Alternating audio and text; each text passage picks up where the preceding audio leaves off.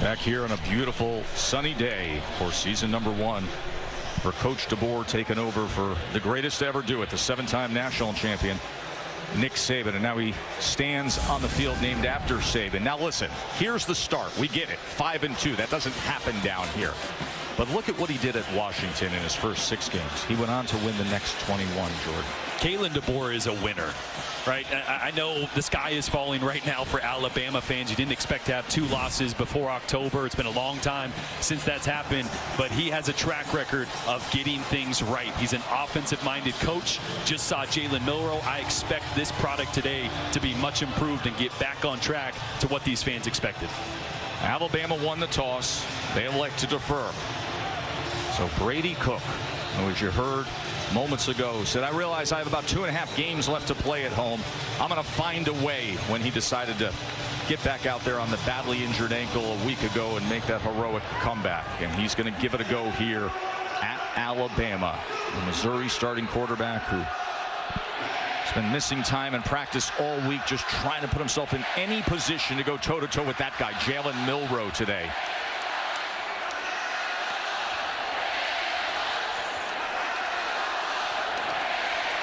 Homecoming weekend here in Tuscaloosa.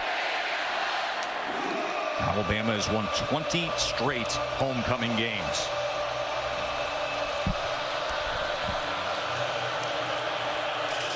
Connor Talty, the redshirt freshman from Chicago, will get our afternoon started.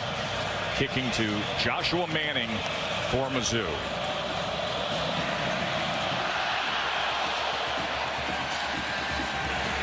And all week long, we didn't expect to say this, but let's bring out Brady Cook to lead the Missouri offense, Jordan.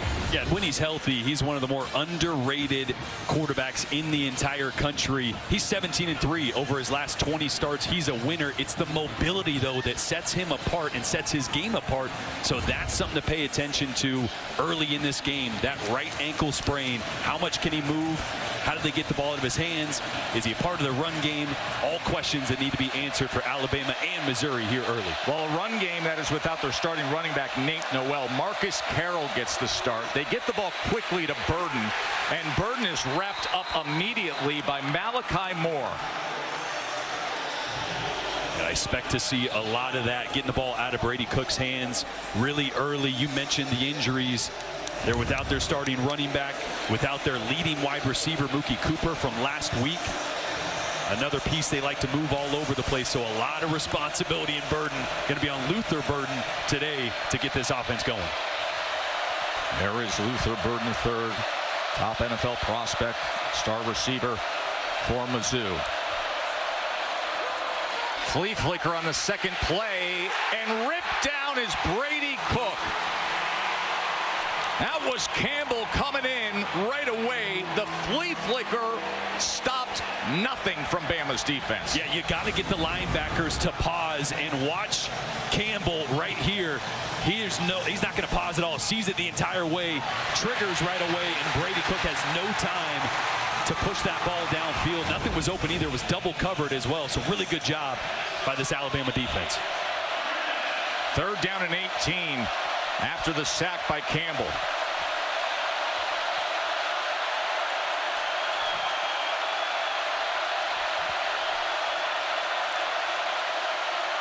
Four-man rush, and that is caught just beyond the 30-yard line by Brett Norfleet, but obviously well short of the line to gain. You see Brady Cook kind of trotting off there, doing some high knees, trying to see how loose he can get. Great throw right there to Norfleet, another guy that was questionable all week. They have him healthy. That's big for this offense, but they're going to have to figure out how to get ahead of the chains with a quarterback that's not mobile like he's used to. Cole Adams back to return the Luke Bauer punt.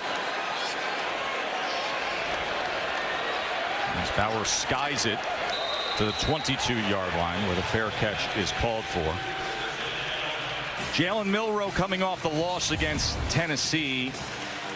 He said, we can simply reflect on how to get better. We talked to him yesterday in terms of what he's focusing in on, he said, my proper eye discipline and footwork, and simply the fact that I have to give our guys a chance. He puts a lot on himself. No doubt. I mean, you can see that he carries the weight of all the outside noise of this program being 5-2. Small things with his footwork and his eyes to clean up, but still one of the more dangerous players in all of college football when the ball's in his hands.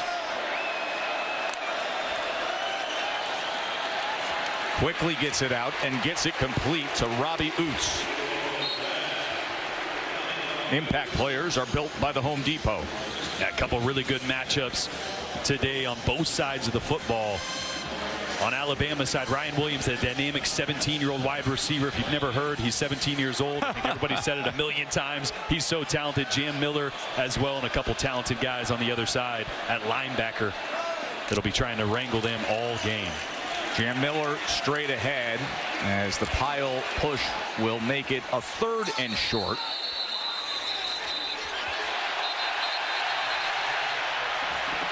Flag comes in, and Christian Williams in the middle of it.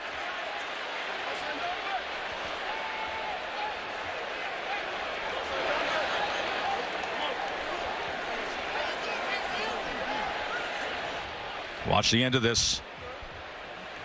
See Tyler Booker's helmet coming off. After the play, personal foul, face mask, defense number 5, 15-yard penalty, first down.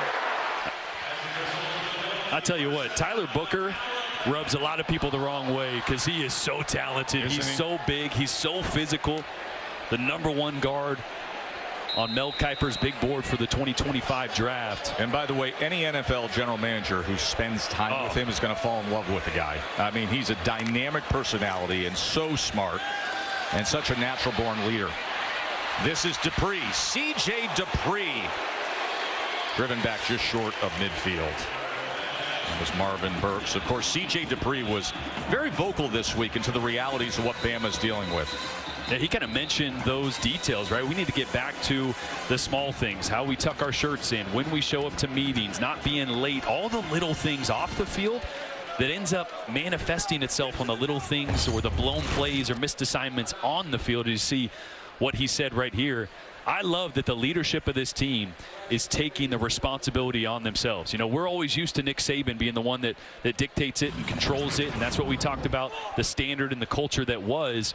In this Kalen DeBoer culture, you need leaders to police that. You need leaders to uphold that standard, and C.J. Dupree very outspoken to see if he can get his team to respond. Pausing the action there as Cole Adams was being helped off the field by the medical team. There is Coach Saban sitting up high. I always wonder, you know, when he sits back here and watches this team now, what goes through his mind? He's seeing the game like a coach. Nothing has changed. He's doing play calls in his head. He's probably got a call sheet in front of his lap there.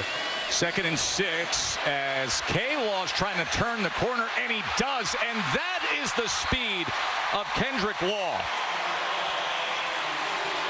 I spoke to Nick Sheridan, the offensive coordinator, at practice yesterday. He mentioned we have to get Kendrick Law the ball in space. He is a linebacker that plays receiver. Deebo Samuel type body and so explosive, like you mentioned, Joe, to turn the corner there. With how much they're struggling against the blitz, getting the ball in the perimeter in space, that's the key to success today. Looked like it could have gone for no gain. It goes for 21 yards, and here he is again, but this time they're able to get to him right away as making the tackle was Deloach. This Mizzou defense that has the challenge of going up against Milroe and all the speed on Alabama. You see top 10 in points per game, yards per game, passing yards per game. Yeah, they've been stingy. It all starts up front. Chris McClellan, you see there. Zion Young probably had his best game of his career last week. This is a defensive front that needs to take over the game here.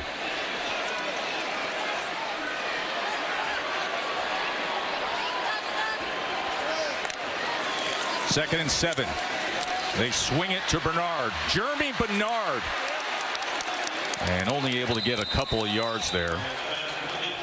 Missouri defense quick to the ball that time. See Brady Cook trying to stay loose on the sideline there. I think that's going to kind of be the storyline, right? I mean, we obviously know he's not 100%, but Is he going to last 2, 3, 4 quarters, right? I mean, we're gonna find out real soon just what they're able to do with him. But they'll need their defense to come up with a stop here on 3rd down. 3rd and 5, short pitch to Haynes. Nothing at all. Tackled for a loss that time. Great pursuit by Newsom. That's a really good job there by Dalen Carnell as well. Trying to get a couple blockers outside. Carnell just dives to turn that back in and allow his guys to clean up the tackle there on 3rd down. That's one of those things that'll never show up in a stat column anywhere. Not a tackle, not an assist. They don't have those on defense. But that's exactly what it was to allow his guys to make the tackle there on 3rd. Graham Nicholson, the transfer from Miami of Ohio, won the Lou Groza Award a year ago. This will be a 47-yard attempt for Nicholson. And that was well driven, well struck, and right on through. So Bama gets the ball and comes right down the field and puts 3 on the board. Brady Cook was unable to practice much for Missouri this week. Now, he was able to go through walkthrough on Thursday, but that was about it. So he's been on the sideline stretching, using the Theragun on his glutes and hamstrings.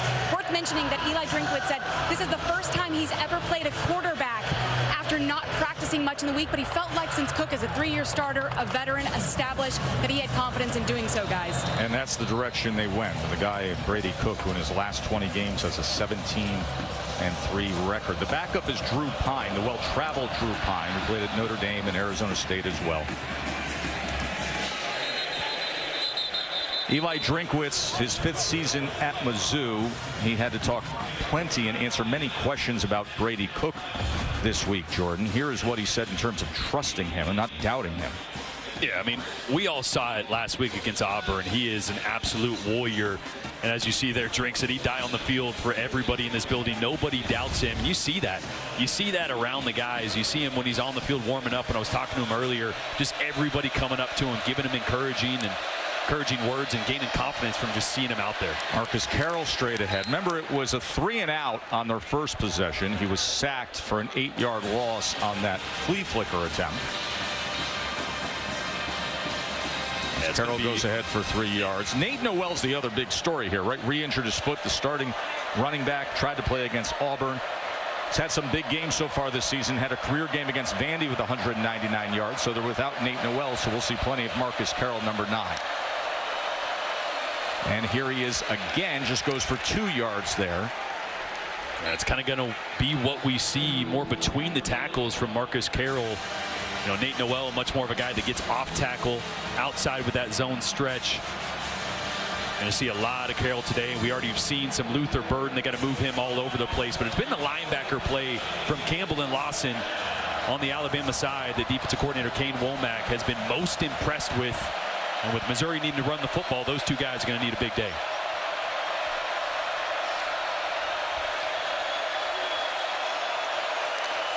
Third down and 5 for Cook. Trying to extend the play on that bad ankle and just worm burns it short of his intended receiver. So they will be punting again. Yeah, first little look at Brady Cook getting outside the pocket. The mobility looked okay, but when you sprint to the right as a quarterback, you really have to push off that right foot. Watch at the end of this as he pushes off that right foot, just doesn't get anything, right? And that ball goes into the ground there. So really tough on the run to the right, especially with an injured right ankle. It's great work by Q Robinson, the edge man for Alabama, as Bauer sends a knuckler to the 25-yard line. Mbakwe with the fair catch. The dynamic, athletic Jalen Milroe back out there for the Tide when we return.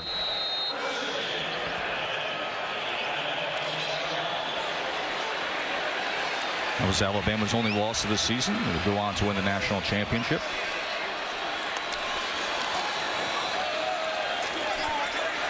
Jam Miller, not much there. What's the latest with Brady Cook, Katie? Yeah, Tess, well, unrelated to his ankle, he hit his right throwing hand on a helmet when he was last tackled. He's been grimacing over on the sidelines. Athletic trainers have been taking a look. He's even tested it throwing, and now he's in the injury tent, so stay tuned. Second down and 9. Milroe, and coming forward was Ryan Williams for that football. Yeah, just a little That's short incomplete. there. Hit the ground.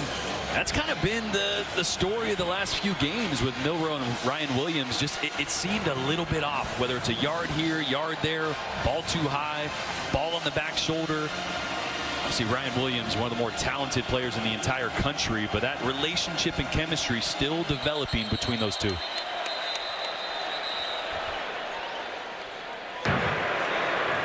The previous play is under further review for a possible catch.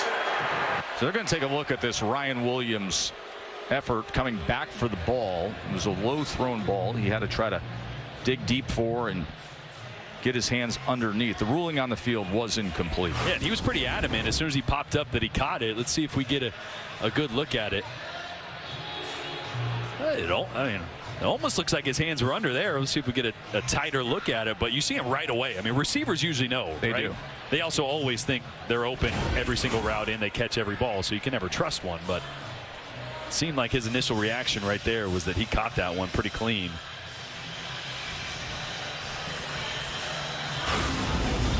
There's another look. Does he get his arms under the ball?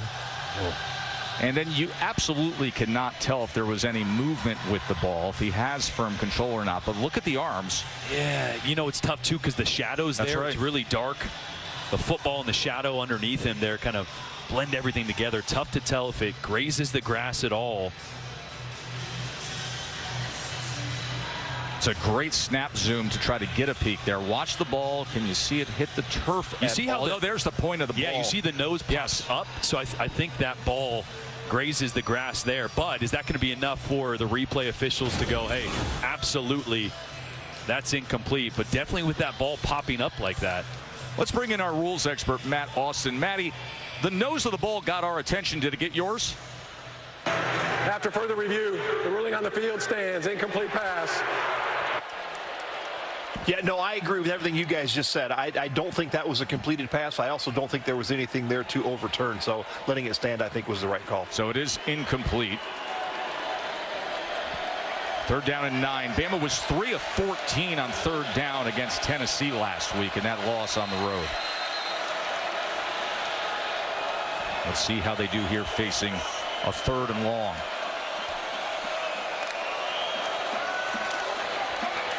Milroe. Incomplete. He was looking for Prentice.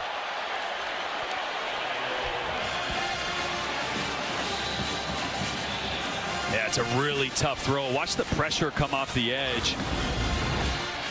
It's going to come off the edge here, but what I want you to pay attention to is Jeremy Bernard at the shorter route. Watch Bernard right here. That's open, but the pressure is getting on Milroe so quick, his eyes never get off that first read. Could have been a first down there if he dumps it off, but great job by the Missouri defense of forcing the issue and forcing that ball out early.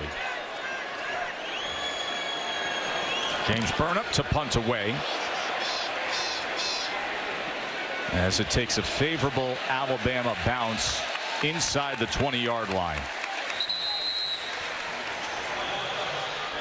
Big story for Mizzou is that Brady Cook was good to go today. We'll see for how long. Based on the early look you've gotten of Brady Cook, what's your sense? This is the end of the last play where he also may have damaged his hand just a bit. Yeah, you know, he moved better getting outside the pocket than I maybe thought he would, right? There's going to be limitations, but as a head coach, you kind of got to weigh, okay, Drew Pine, what limitations does he have as a thrower, which I think we saw last week. He's not Brady Cook, so is Brady limited your better option? I think so, at least for now. The injured ankle, and yet gutting it out, and they go quickly to Burden, and he cannot find anything. Everybody was able to find a way there, including Jordan Renaud. Yeah, Renaud all over that one. That same play they ran first play of the game. They're going to have to decide, right? Are they going to need to max protection to try to push the ball downfield at all, right? That's kind of the quandary you get in as an offensive coordinator. I need to either get it out quick or leave a bunch of guys in to give Brady the protection, the time he needs to push the ball downfield.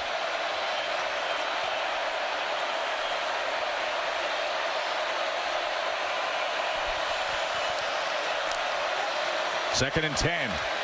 Cook Able to escape the pressure on the inside and then just gets it to LB3, and it'll be 3rd down from there.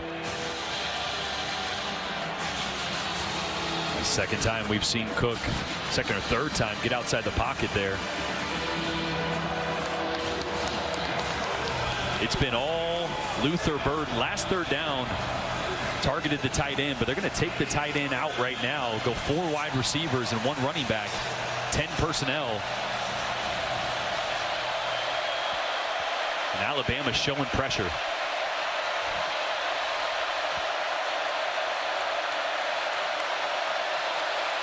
Play clock counting down.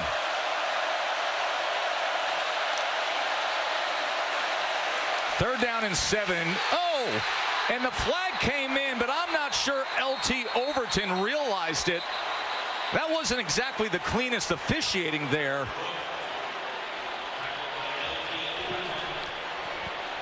Yeah, Brady Cook looked like he thought the play was done, but I didn't hear a whistle. Listen, we were watching the play clock. We were watching the snap, and it just wasn't clean. And Overton, all he knows is I got a target on it, and I'm going to go get it. 100%. Watch. There we go. Flag comes out late. Watch the body language here of Brady Cook. Right here. He thinks the play's done. He stops moving. Play game. Offense. After the play, personal foul. Unnecessary reference defense. Both fouls will be enforced. Automatic. First down. And you see Kalen DeBoer making some of the same comments and observations we're probably making here in the booth. Yeah, just see if we can hear a whistle. I don't hear one. No, I don't hear anything, so I don't blame Overton there for continuing to play. Matt Austin, what say you? Well, this is a tough situation. I had to play exactly like this in Alabama one time. Exact same thing. Delay a game. I couldn't hear a whistle blow. The defender came around the corner, blew up the quarterback who was stopping.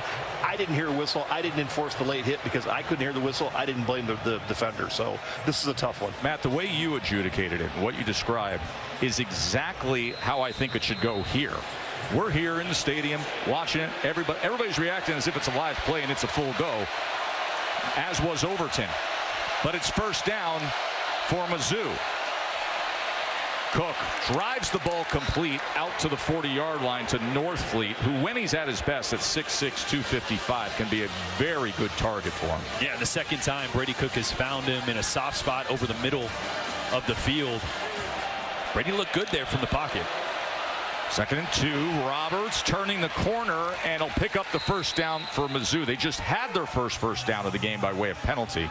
And now this run by Jamel Roberts for 5 yards. Yeah, and I think Brady Cook, the way he's evolved his throwing mechanics over the last couple of years, when he first arrived at Mizzou, he was almost like a pitcher. Very over the top, really pushed off that back foot. The last couple of years, he's really evolved into more of a new school quarterback, a rotational thrower, like a shortstop or a second baseman. So not as dependent on pushing off that right foot, which is the injured foot. So he's looking pretty good from the pocket early in this game. Play action. Cook going to get it down to Johnson, and Johnson lowers the shoulders and can't find much. And you can see him looking at that right hand again. We showed you the end of the play earlier. I think he's going to hit a helmet again. Watch the right hand there. Oh, yeah, right onto his right tackle. Membu there. When it rains, it pours. It's the ankle, it's the hand. You hit it again. That's Brady Cook out there, though. He's a warrior. He's going to keep going.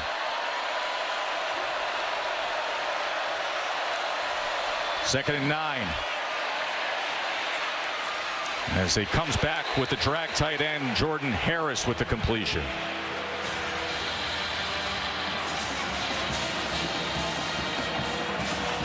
Another 3rd down. Last 3rd down, Alabama showed pressure, dropped out of it. If I'm Kane Womack, I'm starting to see that Brady's not moving great. I would want to force the issue and bring some pressure. See if you can't get him off his spot, make him uncomfortable. Let's see if Kane Womack, the veteran defensive coordinator, does just that. 3rd down and 4. They pick up the A-gap pressure. Cook drifting out to the right and has to throw it away. There's James Smith from the inside defensively. There you see Big James coming after Brady Cook. Oh, and they brought pressure. It's a great pickup by Cameron Johnson. Watch him come late here and just slam the blitzer right there. But coverage was where it needed to be. No one open, so Brady had to scramble. But a really good job, I think, of drawing up some pressure to speed that clock up for Cook. Bauer looking to pin inside the 10 here. Mbakwe awkward trying to field it, bobbled it a few times before finally securing it. That is dangerous to even go after that ball inside the 10-yard line.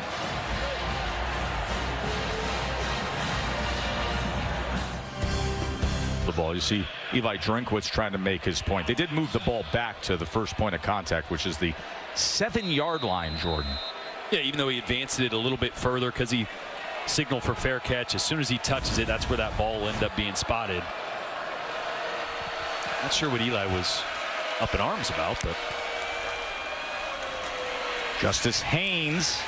There's nothing really happening there against the inside of that defense. Corey Flagg making the tackle. And this has kind of been the story of the last couple weeks, right? We've talked about Jalen Milroe's regression, or him not playing as well, but they haven't ran the football well, especially on first down.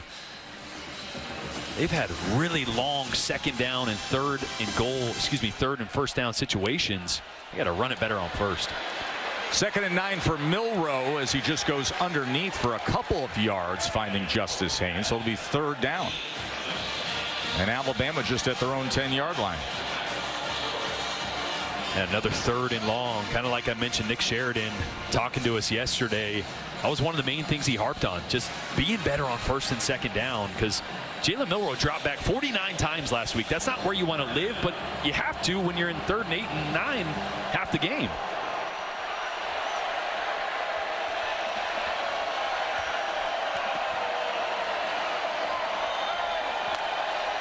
Third and 6.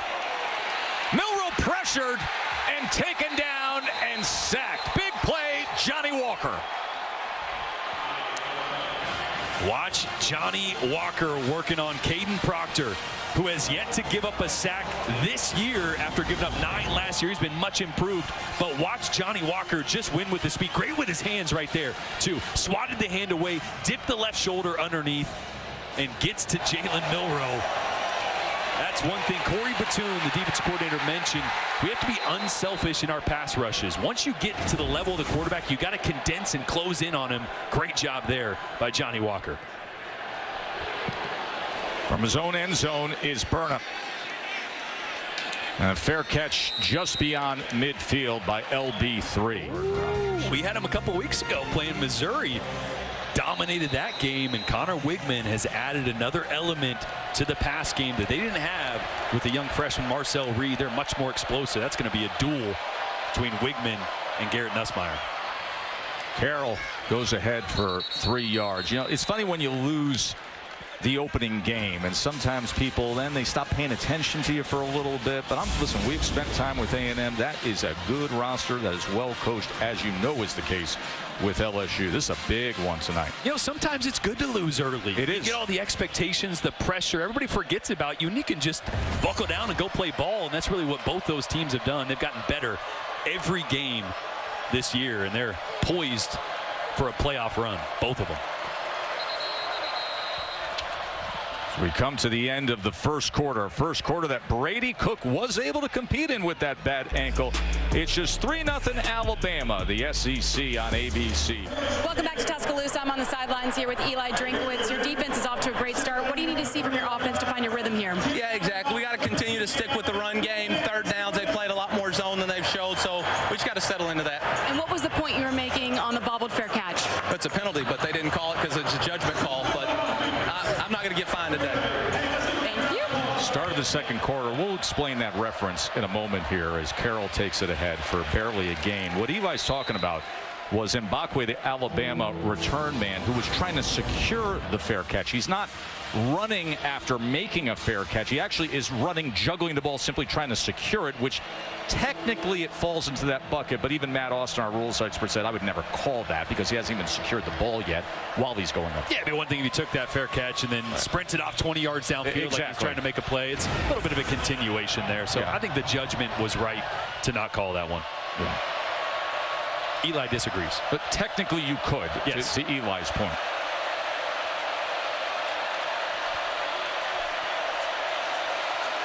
Third down and 6. Alabama showed pressure. Let's see if they keep it on. They drop out. There's Brady Cook.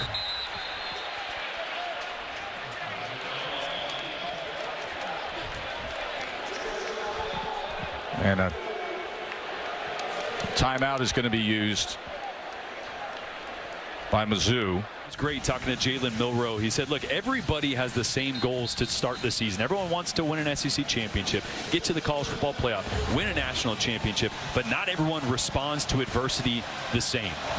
Very un-Bama-like numbers you see listed there when it comes to the national ranks, especially penalties, 130th in the country. Some of those defensive marks that just not used to seeing.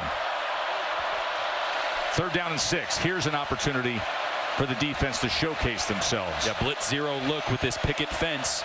Should get man coverage and some pressure. Cook trying to extend the play, running out of real estate as he has to throw it away. And he was knocked well out of bounds as Q Robinson was again trying to find Brady Cook. And this is so tough because this looks like cover zero, the picket fence as I drew, but you're going to see at the snap, everybody's going to drop out here, and you're just going to get a simulated pressure, a 4-man rush. So a lot of zone eyes on Cook and nobody open, and once again having to travel, or excuse me, extend the play and scramble there. Burden trying to get a play downfield, but as I mentioned, that right ankle going to be tough running right to push the ball downfield for Cook today. By the way, Ryan Williams, the new punt returner for Alabama after the episode that we just saw, and great coverage by Missouri special teams downfield to get right on top of Ryan Williams.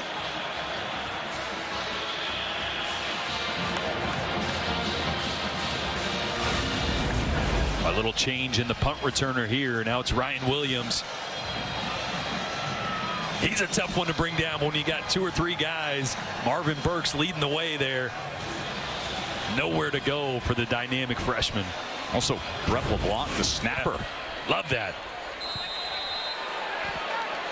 So Bama's going to start from their 9-yard line.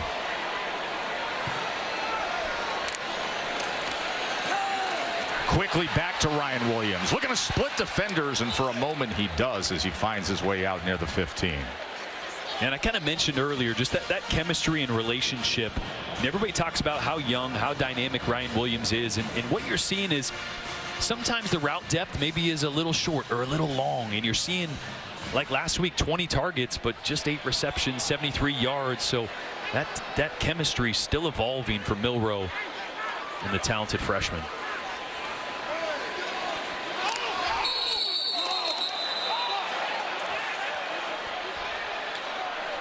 That's why some of those quick screens to Ryan Williams are great. Don't think about it. Just get him the ball in space. Let him make a play. False start. Offense, number 72. 5-yard penalty. Second down. It's going to be the center, Parker Brailsford.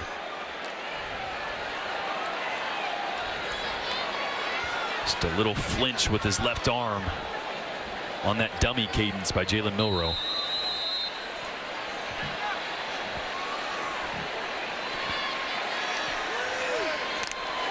Second and 10. Milroe. Bernard. Look at that by Bernard, and then spinning his way for a first down. Quick feet and quick decision-making, Jeremy Bernard. Boy, he's been such a great addition. The transfer from Washington came over with Kalen DeBoer, and so good in space. But look at the blocking. Look at Caden Proctor up there leading the way. Jaden Roberts, Elijah Pritchard as well. Big boys getting involved out there outside the numbers. Goes for 12 yards. Jam Miller. And as soon as he turned the corner and saw that space, it was instant first down, Bama, 14 yards. Oh, another great block by Elijah Pritchett. Boy, they're so big and athletic. up front for Alabama. It's fun to see those guys get out in space. Well, you mentioned Proctor before. He's 369. Pritchett goes 327. Now a first down run from Miller. They move like they're 260, 250. I mean, you had 3 offensive linemen outside the numbers 10 yards downfield there on that previous throw. Blocking for a wide receiver. Yeah, it's just crazy. You see the size up front.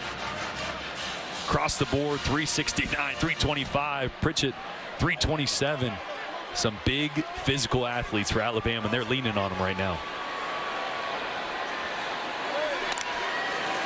2nd and 8. Milroe's going to run it himself, and Milroe lowers the shoulders. It'll be 3rd and short. A flag comes down at the 39-yard line.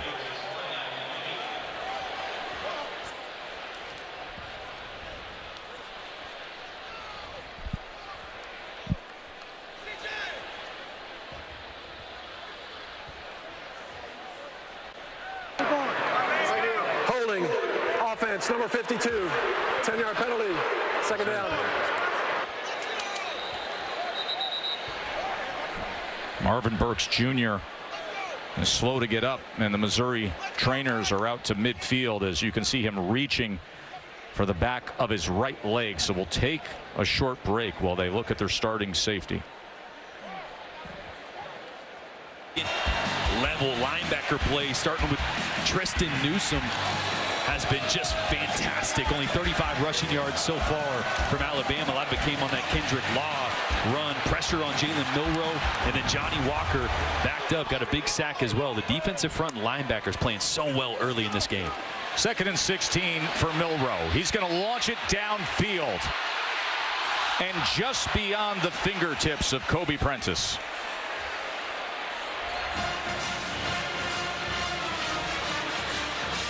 Just a hair too far. Great air on this ball. Kobe Prentice has to kind of adjust his route upfield a little more the last 10 yards or so. Ended up being just a hair too far. You were kind of wondering when that shot play was going to come. Kobe Prentice back healthy now. One of those deep targets they're trying to get involved. Bama's 0 for 3 on 3rd down so far today. Now facing a 3rd and 16.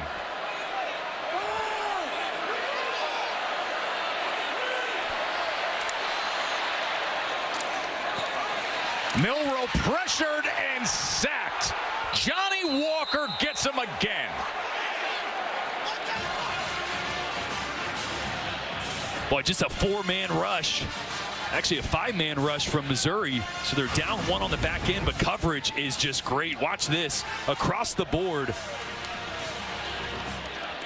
You're going to see playing catch. So he's giving a lot of cushion at the line of scrimmage, but nowhere to go for Jalen Milroe. Once again, Johnny Walker, first time working on Caden Proctor. Now on the right side, working on Pritchett. He doesn't have to do that. He's just winning with speed. That's twice in a row. Big plays from Johnny Walker. Flag is down as Burnap knuckle punts to Burden, who muffs it. There may have been contact, but there's no flag down there. Remember a week ago, Burden had the muff punt against Auburn. Now there is a flag that comes in. Last week, he had a clean muff against Auburn that was recovered for a touchdown. But this time, there was clear interference as you see the officials gathering.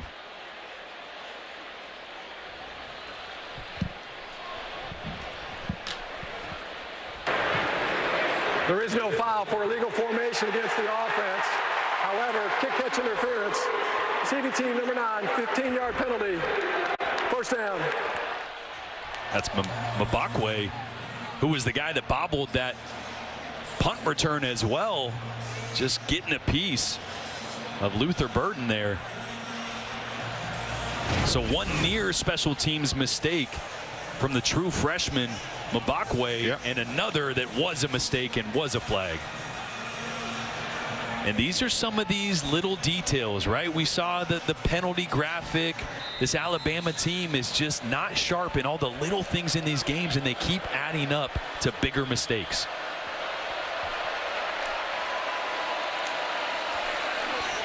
Roberts fights his way for 3 yards.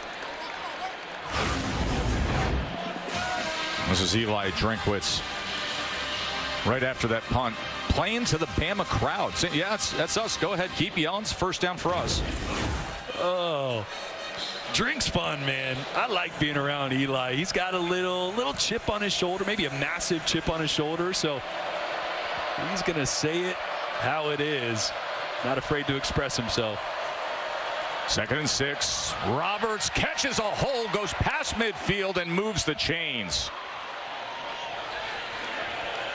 Well, the situation we showed you earlier where they rank nationally in penalties, it has been an issue for Bama all season long.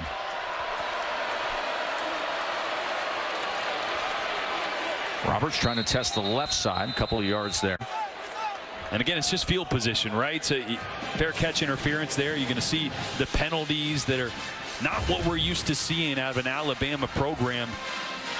Ranking last in the SEC this year after being pretty good last year. But it's field position. It's the little things, right? Instead of starting on your own 25 or 30, now you're close to midfield and 1 or 2 runs in a row. Now you're getting a drive going. So little things are adding up for this Bama team.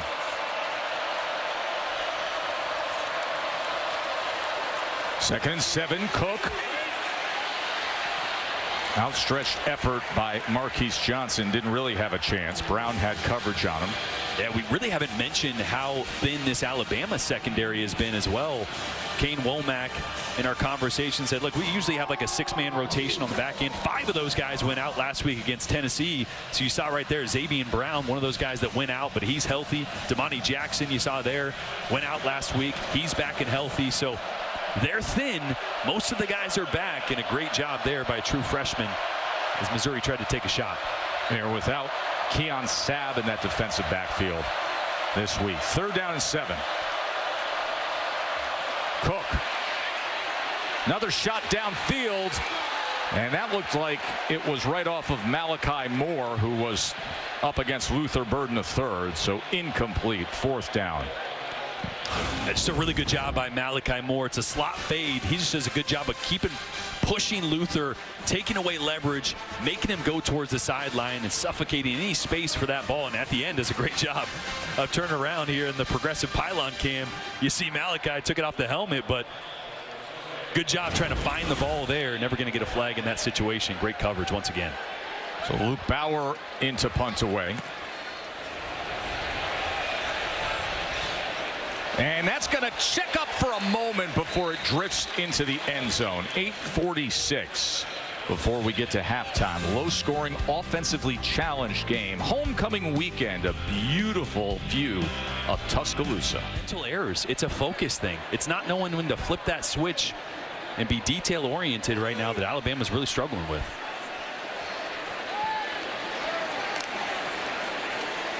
Play action. Milroe on 1st down. A chance to drive the ball downfield, and he does so to Jeremy Bernard.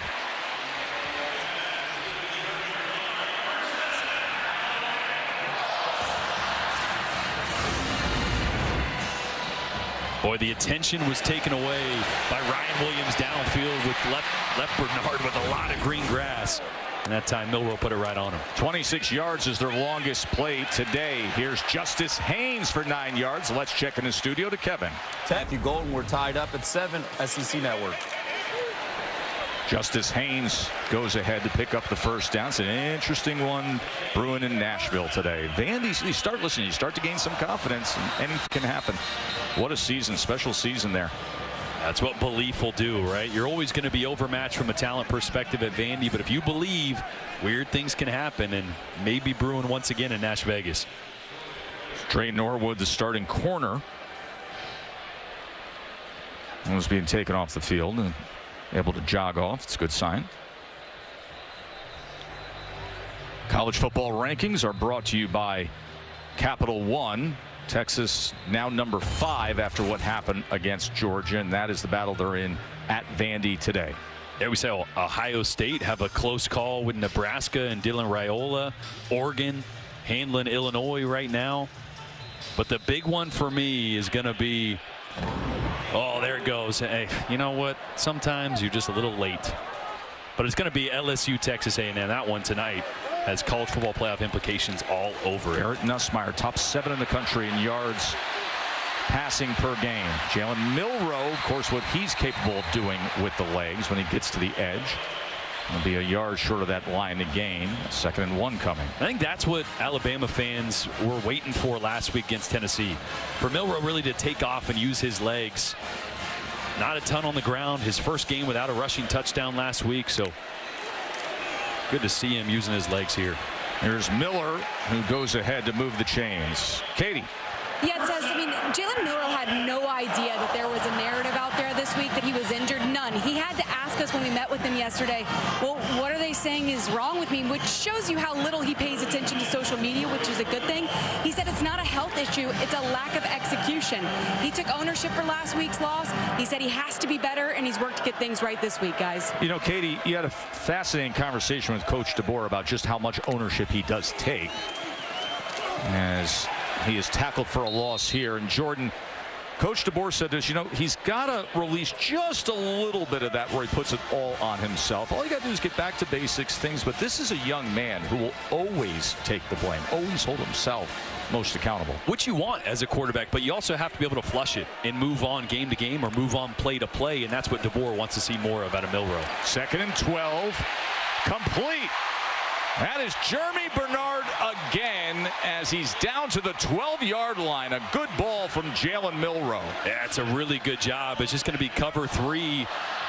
So Bernard finds that soft spot up the seam and sits down well in that spot. Milroe put it right on him again. He's sharp right now. 21-yard completion. Miller only a yard there against the interior of that defensive line, with Hicks making the tackle. This is just great feel from a veteran receiver in Jeremy Bernard to kind of know where this void is and throttle down a little bit. Know your quarterback's not going to lead you into that post high safety, so he throttles. That's where Milroe throws it. That's why you see a connection like that. Kind of what I was mentioning, that Ryan Williams isn't quite there on those little subtleties just yet, but two really good guys on the outside for Bama showing out early.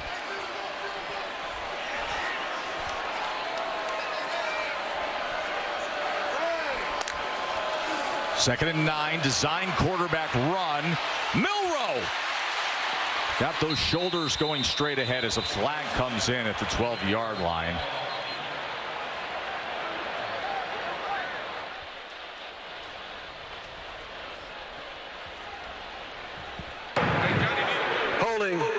Offense, number 22, 10-yard penalty. 2nd down. That's the running back, Haynes. Yeah, that's a play they love when they get down in the red zone. Just a quarterback sweep. Going to get everybody out in front blocking. And Justice Haynes, one of their best blockers, such a physical running back. You see just on the left side of your screen getting a little bit too much of Deloche there. That's the view from the progressive pylon cam. You'll see it in your frame right there, number 22, and that allowed for Jalen Milroe to get to that edge. And sometimes you're trying to let go and you end up letting go just a hair too late, which is what you saw there. So it backs it up to the 21-yard line. 2nd down from there. A 2nd and 19 as Milroe incomplete as he was looking for his favorite target, Ryan Williams. Meanwhile, on the other side, I'm sure Katie will be all over this. Brady Cook is heading into the locker room with just under 5 minutes to go. Brady Cook, of course, who had that severely injured ankle, didn't practice, was limited all week. And then they made a decision he's going to give it a go as starting quarterback today. Yeah, not a great sign to see him trotting to the locker room a little bit early. Maybe trying to get ahead of some treatment, but Missouri's also going to get the ball back before half, most likely, so it'll be without Brady Cook.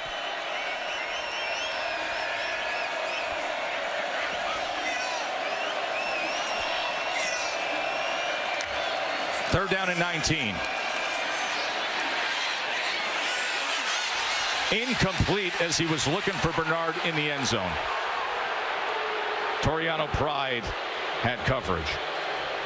Yeah, really nowhere to place that ball. Toriano Pride was all over it. The Clemson transfer coming back home was the number 2 player out of Missouri. A lot of contact on the outside. Both guys were kind of just locked in on each other.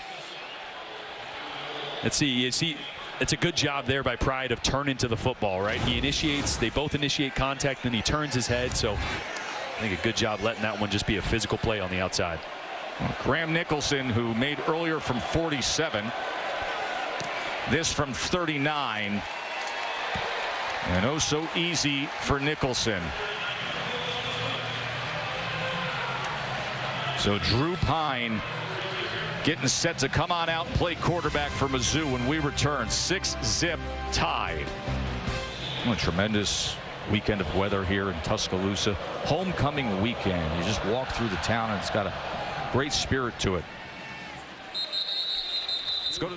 We do indeed, Kevin. Drew Pine is in at quarterback for Mizzou. Brady Cook off to the locker room. We'll get a report from Katie on his situation. So here is Pine as they go with Luther Burden III. Of course, he can do just about anything, and that's a great option to put the ball in his hands. Yeah, it's really going to test Kirby Moore. How many different ways can you get Luther Burden the ball? Because Drew Pine, albeit has played a lot of football, was 8-2 as a starter at Notre Dame.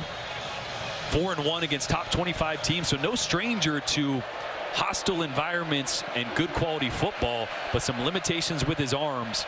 With his arm. I expect balls on the perimeter and a lot to Luther Burden here early. Here is Carroll straight ahead. Drew Pine, you mentioned his time at Notre Dame. His biggest moment is when he was the starting quarterback and they upset Clemson. He had a touchdown run, had a touchdown pass. Now only had 9 completions for 85 yards in that win against Clemson, but he's been on the biggest stage. No doubt, and replaced Brady Cook last week against Auburn. Had some accuracy issues. The issue really is his height, as you can see here. He's just 5'11", listed at 5'11", so finding passing lanes over the middle of the field is difficult. That's why I expect some deep throws, some shots, and some screens to the perimeter, like I said. 2nd and 6. Carroll met right at the line and driven back by Overton. That's such a good job by Overton. He's got contain on that side. Sets the edge, redirects, and meets Carroll right at the line of scrimmage. Look at the strength and the leverage there. And Jihad Campbell helps finish it off. Mizzou came into the day converting 49% of their third downs. They're 0 for 5 today. And now Drew Pine, the grad transfer, facing a 3rd and 6. His first pass attempt of the day, and it is intercepted. Malachi Moore. Moore on the return. Malachi Moore picks off Drew Pine. What a tough spot to come into for Pine, and Moore makes him pay the price. Interception, Bama.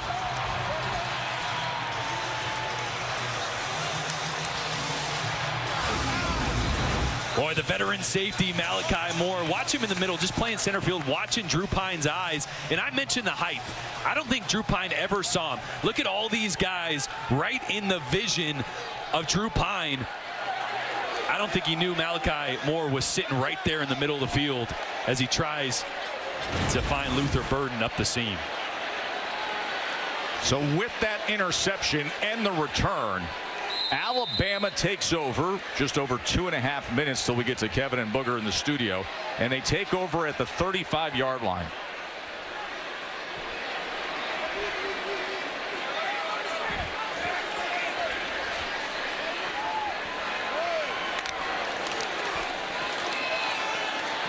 Jam Miller as he slithers ahead for a gain of about 3.5.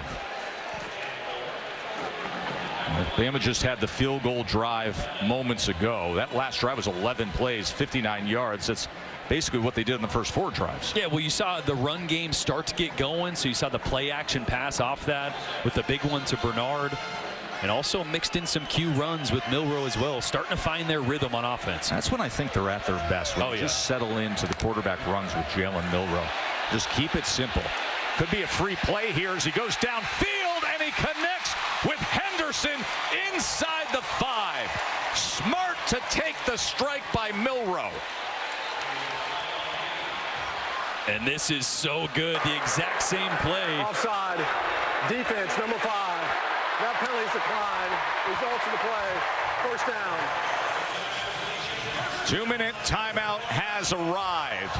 The interception by Alabama has given them some momentum. Just entered the game and threw an interception on his first pass attempt, and now that sets up Bama for this. Jam Miller, touchdown Alabama.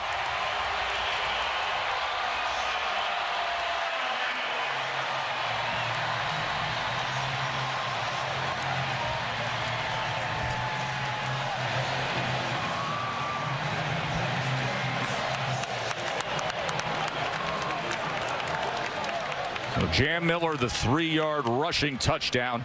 Jalen Milroe had the big 28-yard completion to Emmanuel Henderson, and that is our first touchdown of the day. Mizzou only has 67 yards. Bama 167, but up until the last couple drives, they were struggling offensively.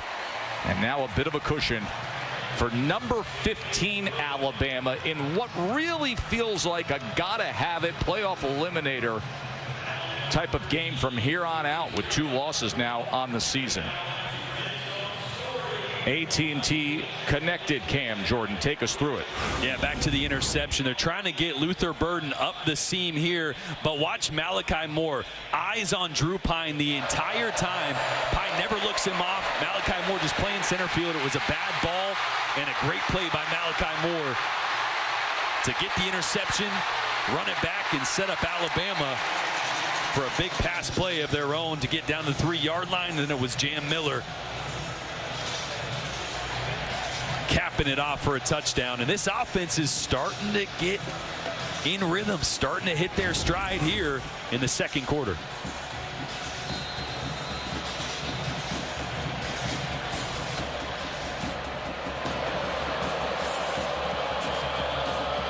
Miller's first touchdown in his last 3 games, and it makes it 13-zip. And Drew Pine is coming back out. Remember, Brady Cook dealing with the bad ankle injury, went into the locker room moments ago, just trotted out. Pine came in through an interception. Circuitous route to arrive at Mizzou for Drew Pine, his 5th year in college football, his 3rd school. He was at Notre Dame, had some success there, goes to Arizona State, and now here at Mizzou. He's from New Canaan, Connecticut, from the famous Pine family.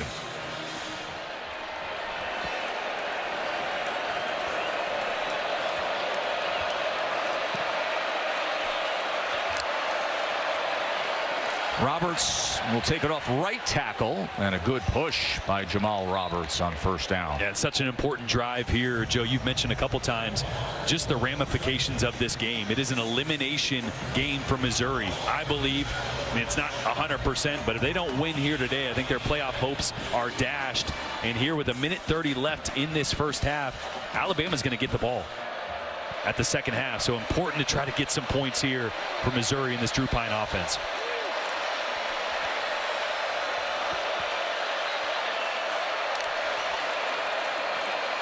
Burden on 2nd and 2 on the jet motion as he cuts back against the grain, and that forward progress will give them the first down. Campbell made the tackle.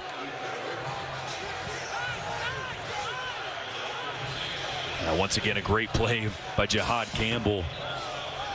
And here's those numbers. Chance to reach the college football playoff. With a win, it jumps big time. With a loss, still 10%, but really dim hope. Another good run by Roberts. Listen, if you look at it, all comes down to the quality of schedule and what you can win and what you've done. Obviously, for Mizzou, you say, well, how are 2 losses not equal? Mizzou only has 1 loss. They have the horrible loss at A&M where they got blown out, and they would have to have a signature win here against Alabama when you look at the rest of their schedule, where Alabama, the 2 losses, well, they got the big win against Georgia, and of course they got the big showdown with LSU still to come. On 2nd and 3, this is Roberts, and making the tackle was Campbell. And how much time just came off the clock there before finally a timeout by Eli Drinkwitz. I mean, he had 2 timeouts, couple good runs. You had over a minute and just let almost the entire play clock tick away there. You also don't know obviously you want to try to get a score here. Who knows what they're thinking in terms of managing the situation with Drew, with getting a look at Brady Cook in the locker room. Drew Pine just threw an interception, of settling things down, assessing where they are, who they could have at quarterback once they get through halftime. And I think that shows you they don't have a ton of faith in their ability to be a passing attack right now without Brady Cook. Otherwise, you would have called the timeout and not let all that clock tick off. That's absolutely right. As you see Brady Cook with his helmet off, tried to give it a go earlier today, had 7 completions for 30 yards, was sacked once. How he even was out on the field when he missed practice all week, dealing with that high ankle sprain. 27 seconds remain, first down.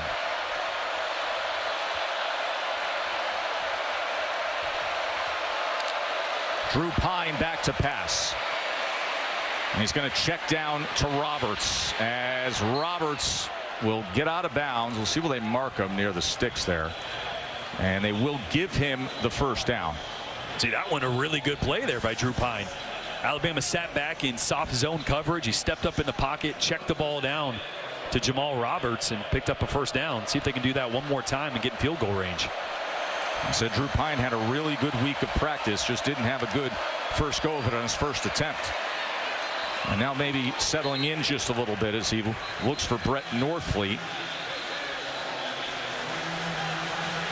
And now you got to use that second timeout. Eli Drinkwitz does.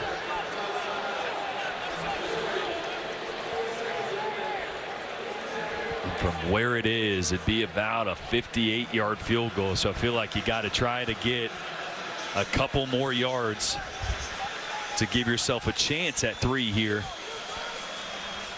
You know, it's interesting. You come here, you see this version of Alabama now with 2 losses, and everybody's asking, what's wrong with Alabama? We said to Eli Manning, to Eli Drinkwitz when we were talking to him the other day, we said, hey, Coach Drink, what do you think is wrong with Alabama? He said, there's nothing wrong with Alabama. Okay, I'll bounce to the ball here, but that's the problem, he says, with this beauty pageant version of college football. Everybody wants to critique and criticize, especially when it's the script day. And you know what? I don't know if Alabama fans would be so upset if they were 5-2 had they lost to Georgia close and Tennessee close. It's the Vandy loss. It's the optics, right? I completely agree. Second down and 8. No timeouts remain for Mizzou. Pine back to pass. Pine overthrows the intended target, Miller. And Pine had to force that one to the sideline. You can't throw it in the field of play and hope to get a field goal with no timeout. So here again, you'll have to use the sideline and try to get a couple more yards to give yourselves a field goal possibility.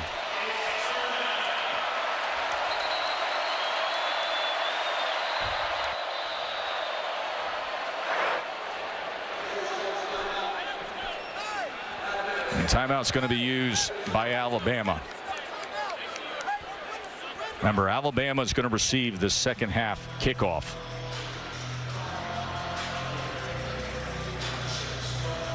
You got the bye week next week. They can grab this homecoming win against this Mizzou team dealing with the injury to their starting quarterback, their star Brady Cook, and then it is the showdown at LSU. And then you got Mercer, an Oklahoma team that's been struggling, and Auburn for Bama. So you sit back and you complain all you want if you're an Alabama fan, but a 10-2 Alabama team rolling through with a win against a ranked Missouri, a win against a top 10 LSU. They're going to be gathering plenty of momentum heading into the college football playoff if they can get through this and then the big showdowns down the stretch.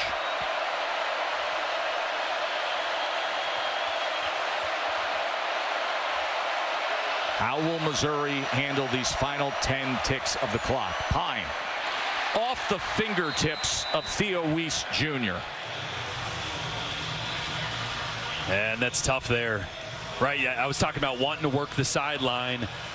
They're playing man coverage, letting you take the middle of the field, because if you complete that there, you probably don't have a chance to clock it and kick a field goal. So it's going to be a really long attempt here. Blake Craig will come out for what would be his career long This is going to be a 59-yard attempt by Blake Craig. He's made from 56.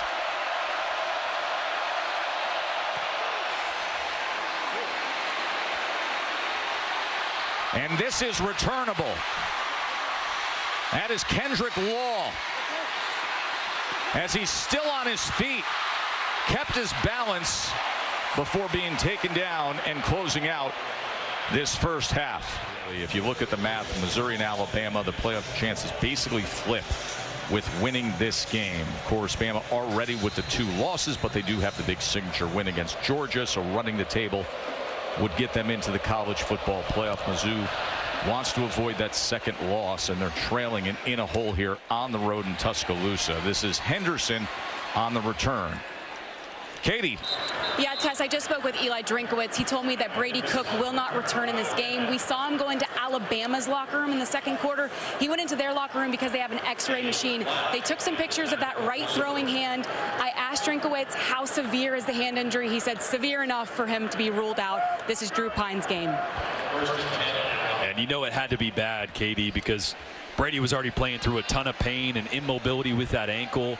Hit that hand a couple different times on helmets. He took a beating in that first half. Milroe to open up the second half, looking over his options and getting it complete to K. Law for a first down. I love the little play design. It's just a dash pass, so they're trying to get Milroe outside the pocket, and it's a sticks route.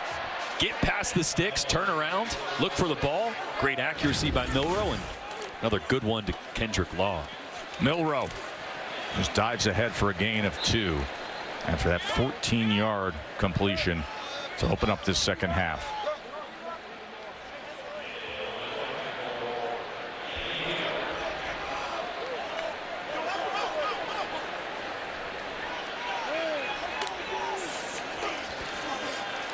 Second and 8.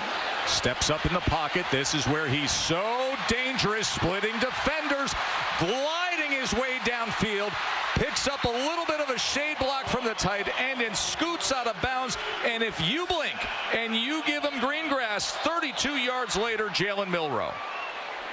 Boy, and it's actually a really good job.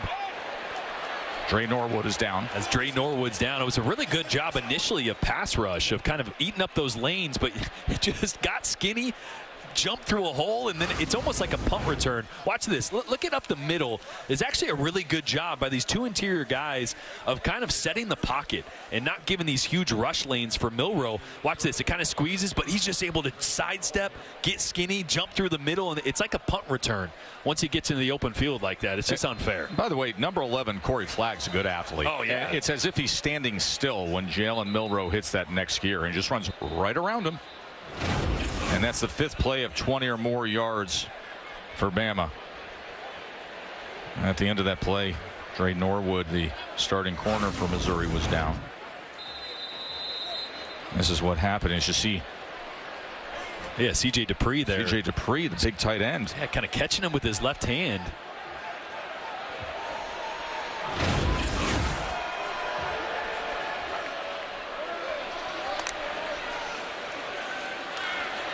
Milroe, look at the time he has, and he's able to connect with Dupree. And inside the 10-yard line, and it's 1st and goal, Alabama. Burks made the tackle.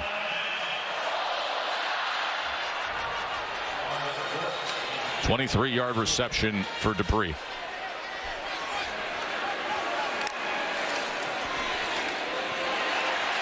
Milroe. That time he is dragged down by Deloach.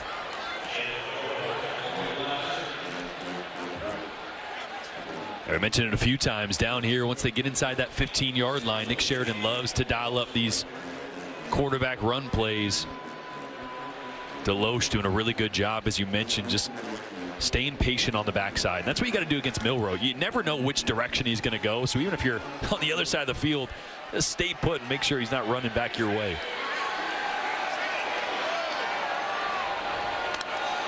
Second and goal. Quarterback run, a lot of traffic, so he changes directions and dives for the pylon and finds it. Got himself into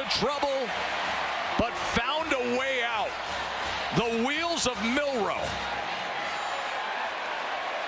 Take a look here on the sideline to make sure he stays in. Left foot in, right foot goes out, but I believe maybe at the exact same time that ball breaks the goal line. Where is the ball when that foot touches? Yeah, it looks like it's...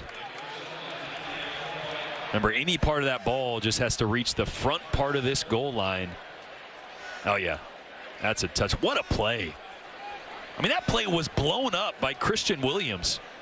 Blew up. It was supposed to go to the left, and again, Milroe just finding a lane back to the right. The ruling on the field is a touchdown. That play is under further review. They could have just asked us, you know. I got a pretty good look at it a couple times. The great ones can fix things.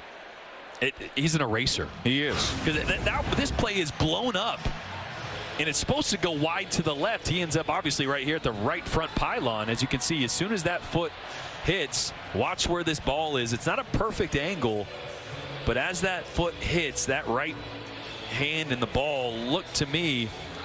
There's the progressive pylon cam that doesn't show you the ball, but it shows you that foot and where it strikes. Nice blue sky too. Remember, the ruling on the field is a 9-yard touchdown run by Jalen Milroe. You know, there's times I watch him run. Forget criticizing him as a quarterback or all that, but just as a pure runner, he is elite. Absolutely elite. There's not many guys that are more talented, any position. I don't know if there's anybody. I don't know if I'd name anybody right now that's more talented with the ball in his hands, running the football than Jalen Milroe. And that's maybe that is why we are at times a little too critical of him as a passer, because we're like, man, if that piece just developed, he could be unstoppable. And I think he is, right? I mean, he's on the path for sure. The ruling on the field stands. Touchdown. So it's a touchdown run for Jalen Milroe. And to your point, we talked to Nick Sheridan, the offensive coordinator, yesterday, and he said Milroe just has to lean into the things that will bring him success right now. Ball in his hand, running will bring him success. Well, you know why? Because the more you run, the more teams have to commit another safety into the box. And you know what that means? The more one-on-one matchups you have on the back end. So the more he gets it going like that, the more those explosive plays are going to open up. Can keep it simple when you've got number 4 and the ability to do this. He had the big run. Pocket breaks down. Yeah, don't worry about that. And then a mess in the backfield. I'll just take it the other way. 20-0 Alabama. And again, this week is Brady Cook, who's dealing with an injured ankle, also dealing with a damaged right hand today. He is shut down for the day. See J.R. Blood and the third row of players there, number 17. He's the grad transfer from Southern who could be an option for Mizzou as well, Jordan. Coverage where it counts, presented by T-Mobile 5G home internet. Yeah, we were all glad to see Brady Cook on the field as healthy as he could be, but that ended real quick as he got banged up over and over again by this Alabama defense. LT Overton there with the big hit, and then once again hitting that right hand on a helmet for the second time of the game. Ended up getting x-rays, getting checked out, and didn't return, and that was Drew Pine with the big interception to Malachi Moore that really changed the momentum of this game. Roberts can't find anything there. Tim Smith with the tackle. And we mentioned J.R. Blood, right? The transfer from Southern. He's kind of more of a, as Eli put it, a Diego Pavia type runner, right? So if they needed to get some of those dirty yards to try to get the chains moving, they had a plan in place for him, especially in this second half, depending on Brady Cook's health. So I expect to see J.R. Blood at some point.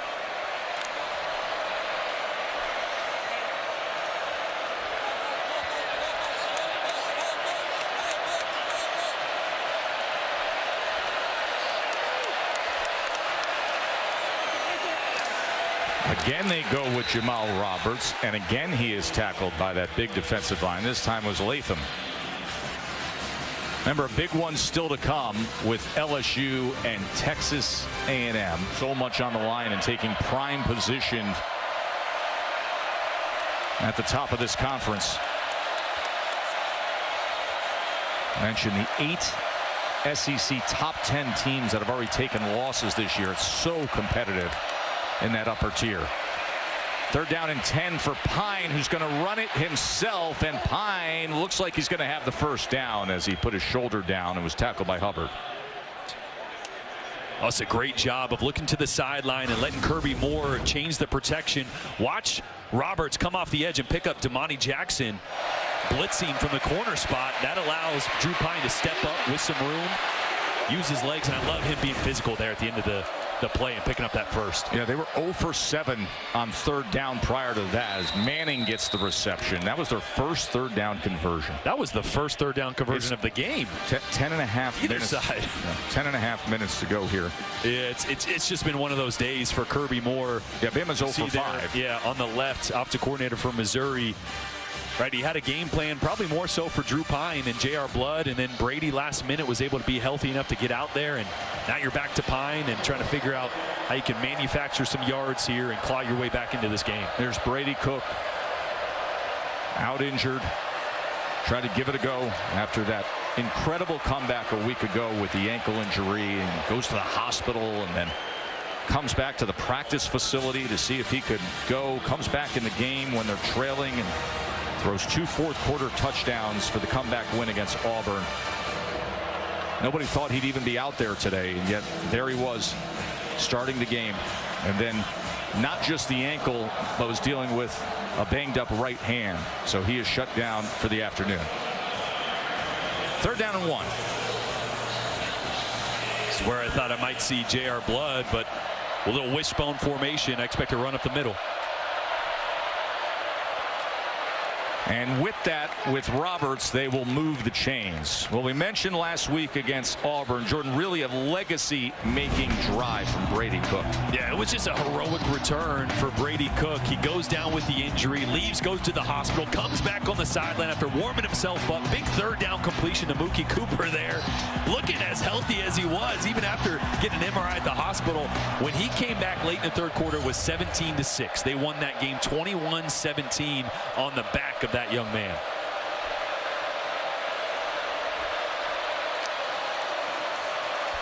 Pine downfield, and it's intercepted again. Bray Hubbard this time picks off Drew Pine.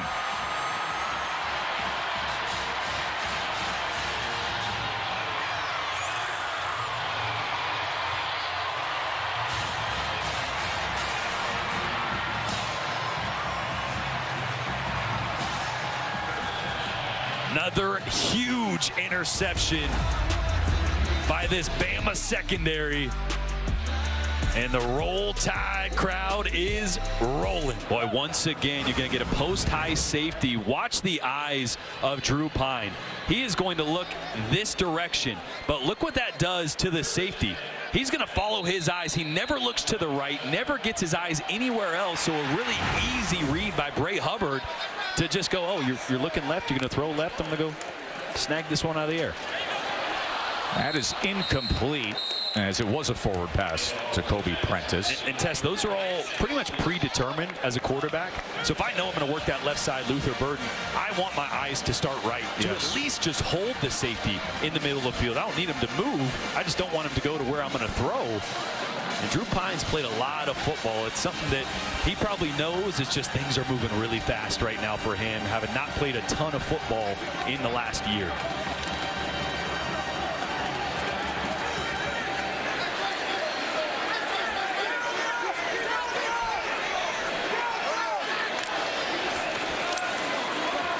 Milroe on 2nd down.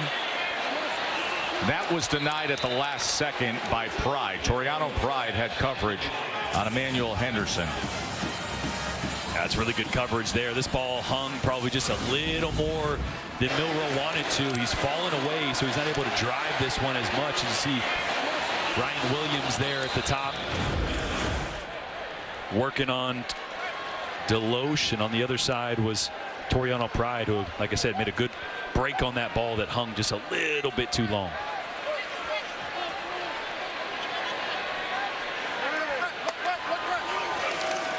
Third and 10. And that diving effort is incomplete as he was looking for Prentice again. Boy, this one probably not enough air, right? The last one hung a little bit too much. This time Milroe was able to drive it, but just not enough time for Kobe Prentice to be able to adjust to that football.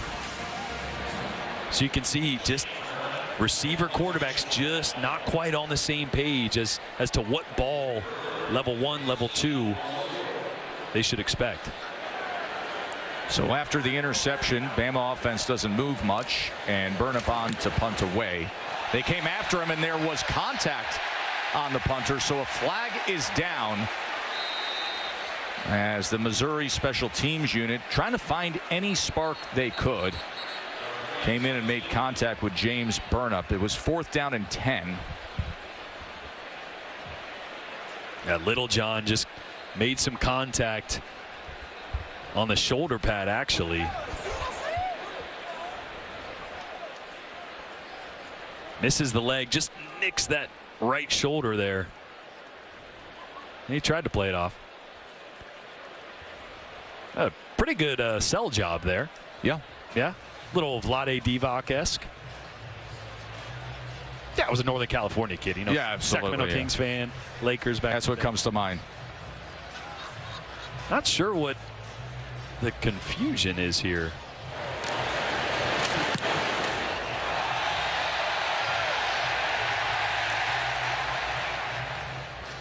There are 2 fouls on the play.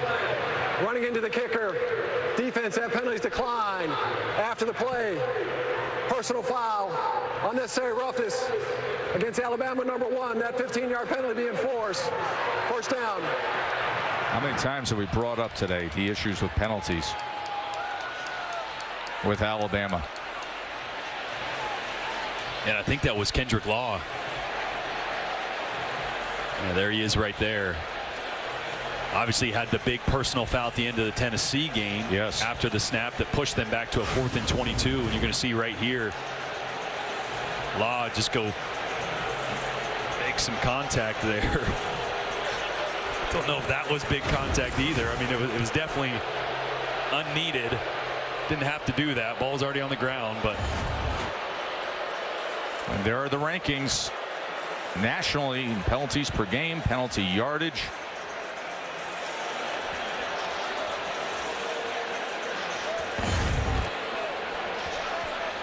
Let's bring in our rules expert, Matt Austin. Matt?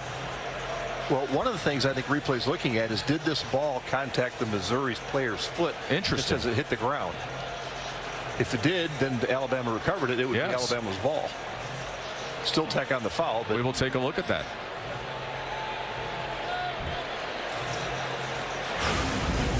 Here it is. Let's look to see if the ball touches.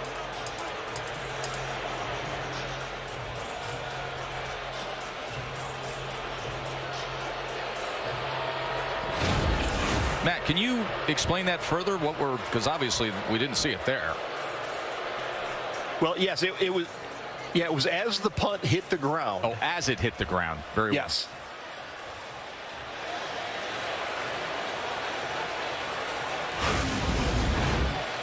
Let's look to see where the ball lands and watch the foot.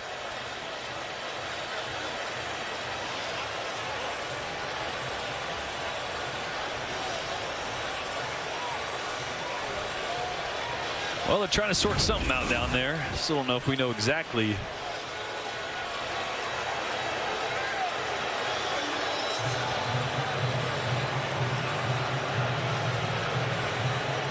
Reminder, you'll have LSU and Texas A&M later.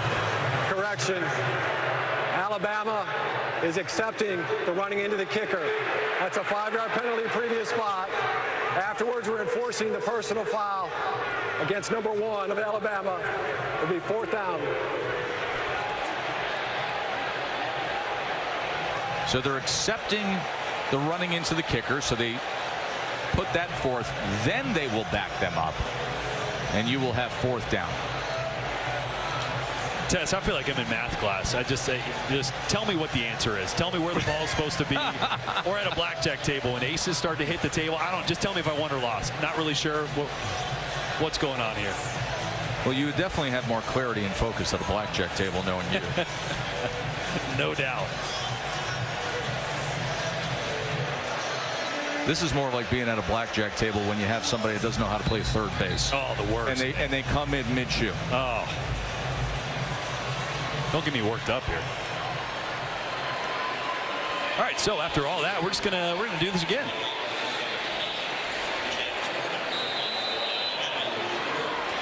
Take two. So back to business for Burnham.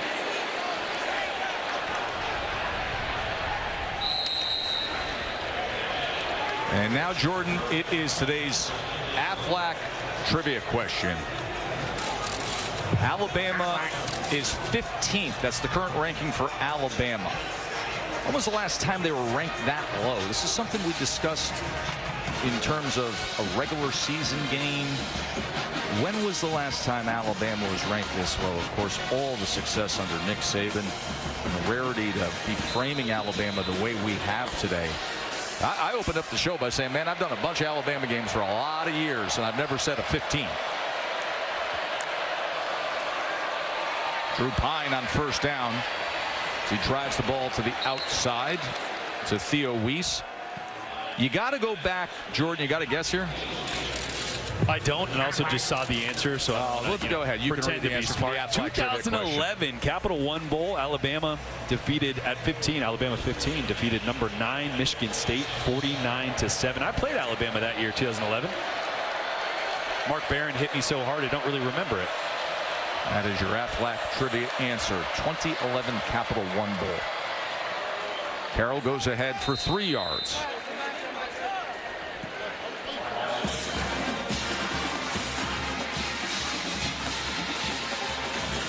There is Coach Saban. The sun setting here in Tuscaloosa, the field that bears his name. That was a special day earlier this year. We were honored to be here when they had the field dedication to honor the 7-time national champion. It was the home opener against USF, a game that was really tight until 6.5 minutes to play when Alabama pulled away. 2nd and 7. Pine pressured, and he's picked off for a 3rd time. Quay Roussard this time. Drew Pine has thrown 3 interceptions.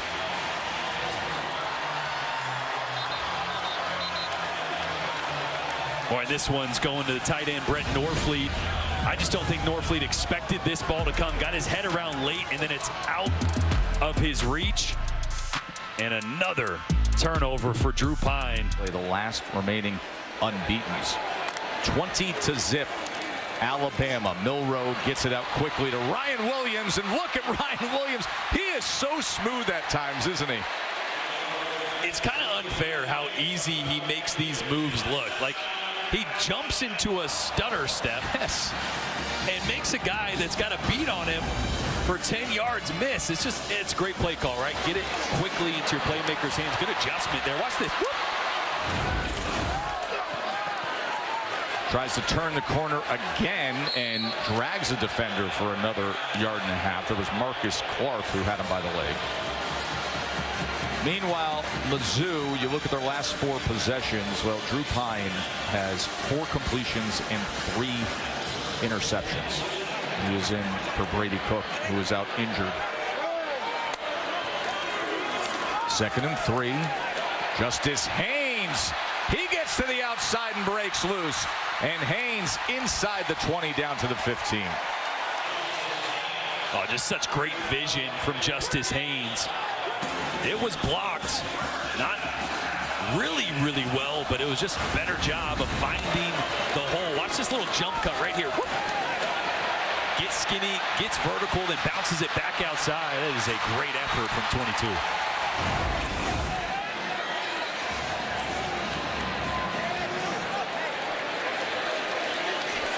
28-yard rush by Haynes.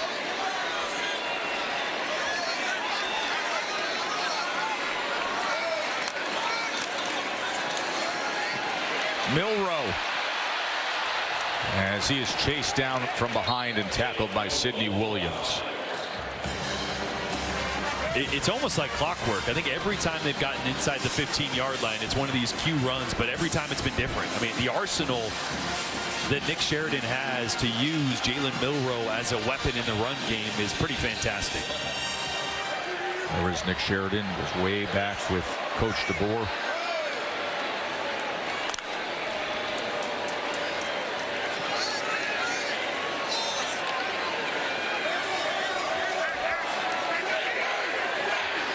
Well, 45 yards rushing. Of course, the great rushing touchdown we saw earlier. Jam Miller with a stiff arm to the edge and diving for the pylon. Touchdown, Alabama.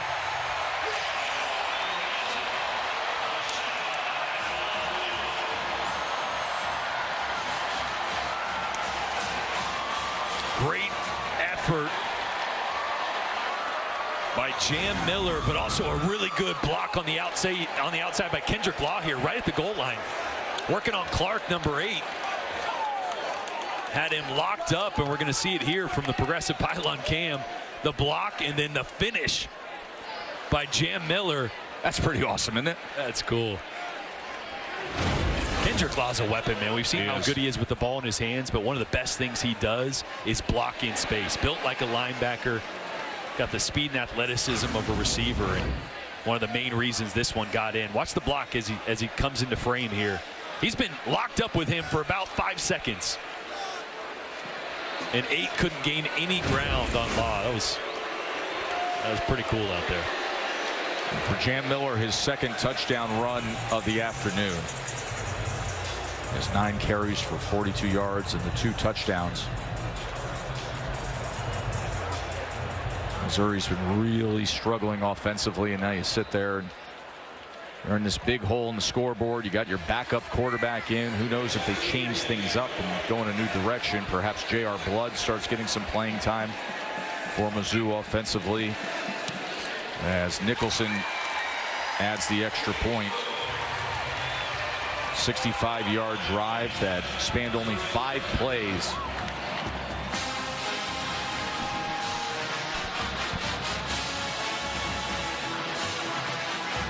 You know, until that last drive, Ryan Williams had just 1 reception for 5 yards on 3 targets. Found him a couple times there, but I've mentioned it a few times. Just some of the small details for a young wide receiver in route running and how it creates or disrupts chemistry with your quarterback. Right here, this route should break off at 14 yards. Ryan Williams drifts to about 16 yards, and that ball is about 6 inches outside. If he runs it at the right depth, probably a completion.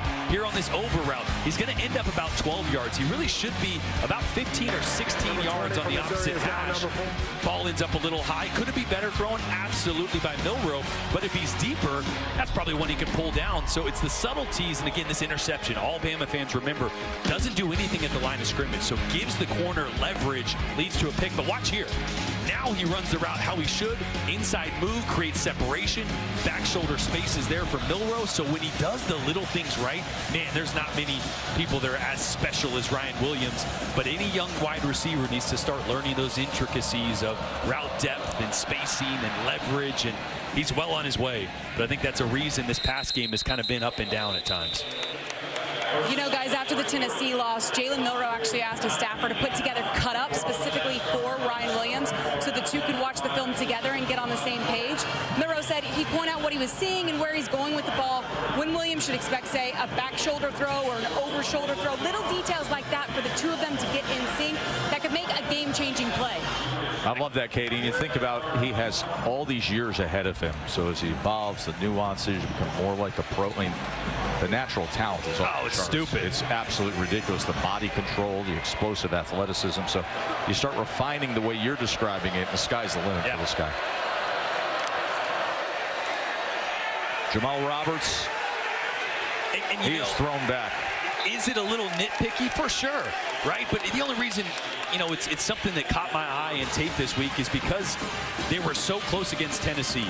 And Ryan Williams had 20 targets, which is the second most by any player in any game by any team in the country this year, but only 73 yards. And there were just moments where, man, if that would have been a completion, it could change the game, right? And so as Alabama starts to make this playoff run, checking this box here against Missouri. If they finish this one out, those little details, 1 or 2 plays, better plays, a game from Brian Williams and Jalen Milroe could pay big dividends. Here's Weiss as Pine got it to him quickly.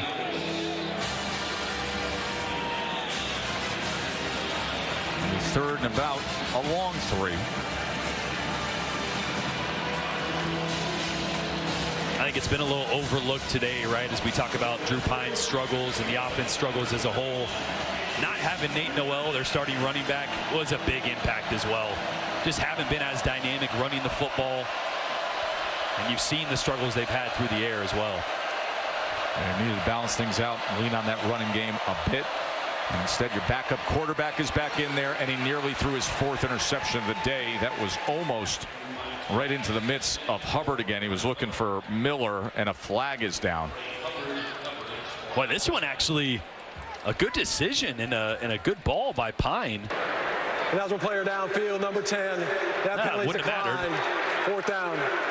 But Mekhi Miller, the 6'1", 193-pound junior, just on a slant, but he never turns his head to Pine. You see this? That ball is accurate.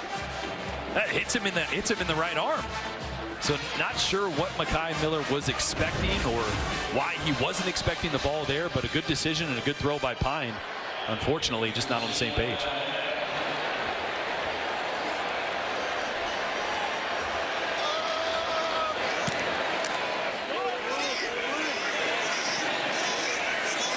Ball is fielded by Williams, who then retreats on the punt return, but makes up for it. That is exactly what we're talking about with his dynamic ability. Hey, tomorrow it's F1 Mexican Grand Prix. For LSU, they have to be balanced because we saw that Texas A&M front a couple weeks ago. They are so talented. They could really disrupt things for Garrett Nussmeier. There's Jam Miller out of the backfield.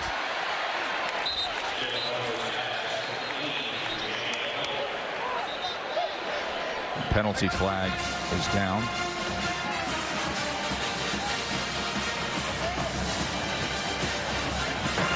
Personal foul. Offense, chop block, number 52 and 72. 15-yard penalty. First down. Bring up Caden Durham for LSU as their leading rusher. He's got 8 touchdowns, and he's a guy that I think early this season people didn't realize how talented he was, and now you start to see it as the season goes on. He's got LSU in prime position. Remember, LSU is 3-0 in the SEC. A&M is 4-0 in the SEC. The early loss is week 1, and then since then these two teams have been roaring. I think the winner of this game is going to be in the SEC championship. Loser is not done for the college football playoff at all, but the winner is in the driver's seat for sure.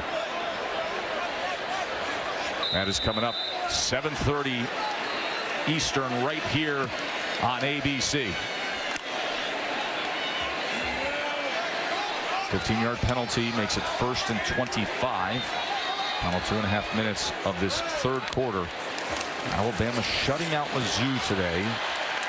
Jalen Milroe taken down at the 29. Well, we mentioned the SEC and how, you know, that upper tier. Listen, we've had years and years of the sport where it's been the same teams dominating, running through the sport, and the landscape has changed completely. Especially you see Vanderbilt, of course, you're winning top 25. Anybody can beat anybody else. That has been proven throughout the sport and in the SEC. And I think that's kind of the beauty of the NIL era. Yes. Right? Teams are getting recruits and players that they maybe wouldn't have otherwise been able to. Now in this kind of free market system, so the competitiveness has definitely amped up. Milroe on 2nd and 20. Here's Bernard, who turns the corner, gets out to midfield, and has a first down for Alabama. You know what I love about this? The timing. This is a 3-step drop from Jalen Milroe, and the ball is out with no extra movement, no hitches, and that's one thing Nick Sheridan mentioned, right? Some of the inconsistencies in the pass game or with Jalen Milroe have kind of been his feet, right? He's not in rhythm, or the timing's a little off because his drop didn't marry up with the route that time. Right on the money. 8th play that Bama's had over 20 yards against this Mizzou defense, who came in with a lot of statistical superlatives.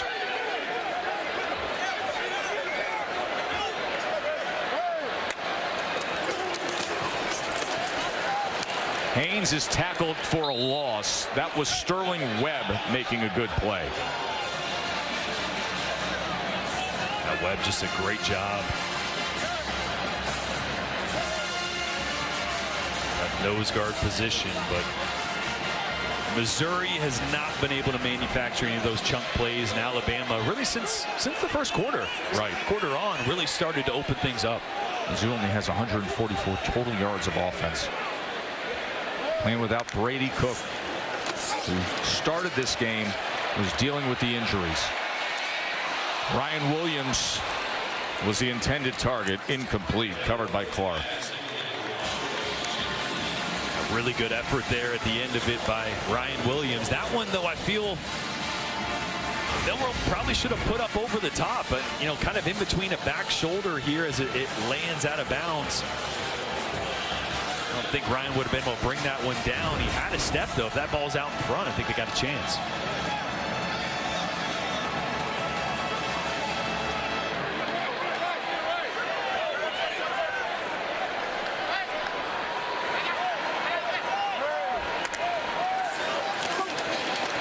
Third down and 11. That was thrown too hard into the outside for Ryan Williams.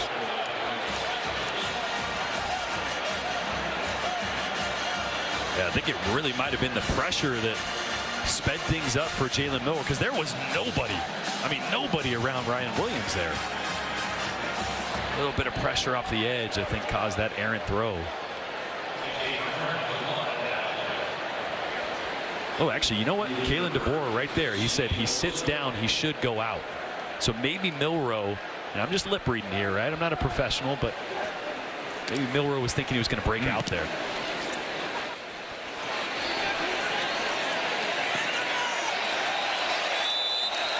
As Burnham looks to pin him there, and it goes for a touchback. Our player check-in is presented by Allstate. It's the struggles that backup quarterback Drew Pine has had since coming into this game, Jordan. You know, I stepped on this field as a backup quarterback long time ago, and I had a tendency to throw it to the wrong team as well, and Drew Pine's kind of had a little bit of that today. Just stared down a couple of receivers early on that let those safeties make a break on the ball, and this one just too far out in front for tight end Brett Norfleet. Another interception. Again, Drew Pine put in a really tough spot today without their starting running back, forced into action when Brady Cook went down. There's Brady off to the side. Long-time starter. He was heroic last week dealing with the ankle injury, and then injured his hand as well today. And as we come to the end of the third quarter, 27-0 Alabama. The SEC on ABC has won 20 straight homecoming games, and we start off this fourth quarter with J.R. Blood playing quarterback for Mizzou as Carroll takes it straight ahead before being driven back. J.R. Blood's a grad transfer from Southern. Past couple of years, he threw for a couple thousand yards, 14 touchdowns there. Yeah, they call him the Rev. If you've ever seen Remember the Titans, that's the reference to the quarterback Jerry Harris there, a running quarterback in that movie as well. He's got good legs, good runner. Thought we'd see him a little earlier, but here on 3rd and 1, let's see if they use it. 3rd and 1, I think they messed up the mesh point there in the play between Blood and Carroll. Obviously, Blood doesn't get as much playing time or reps in practice, and Justin Jefferson was quick to blow that up. Yeah, the mesh point happened way too fast. Watch how fast Carroll goes through here. I mean, Blood doesn't even have time to, he's like surprised that he went past him, and so it just throws off the timing. On those reads as a running back, you have to tempo it a little bit. You can't sprint through that because the quarterback needs to reach back, put the ball in your gut, and then ride it all the way through to give the illusion to that defensive end that it could be handed off. It just timing all off there for the backup. Jordan, that's 5 3-and-outs for Mizzou, and their 6th punt of the day. And it does take a good bounce for Luke Bauer and the Tigers. Well, we mentioned it's homecoming here at Alabama, and they've won 20 straight. This is the scene this morning, the homecoming parade. Beautiful scene. There's Hannah Adams. She was named the 2024 homecoming queen here at the University of Alabama. She's a senior from Birmingham. She's a childhood cancer survivor, and she founded a nonprofit, Hugs for Childhood Cancer. So good for Hannah Adams. Congratulations. She is the homecoming queen at Alabama. She got some airtime with you guys on SEC Nation today, right? To hang out with her. Really cool girl. Great day for her. Great day for Bama on homecoming. And look at this effort from Justice Haynes here in the fourth quarter.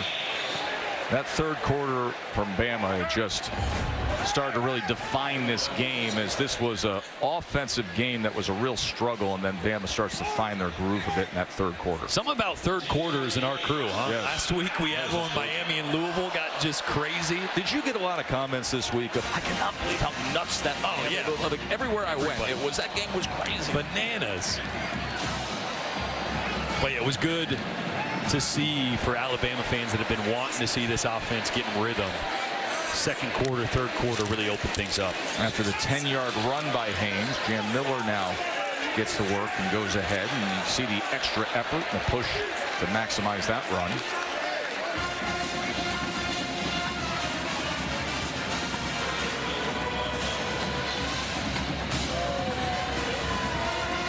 You look at the score. Look at that. That's a great look, isn't it? You look at the score, right, 27-0, and everything's in hand for Alabama. But as we start to project forward, right, the implications of this game, what they have ahead of them, college football playoff will be on the line every single week for them moving forward.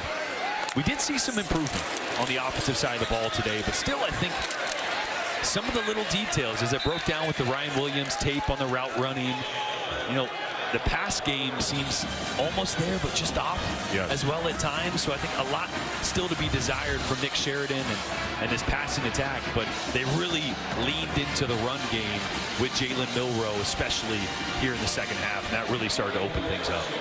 They've rushed for 163 yards to this point.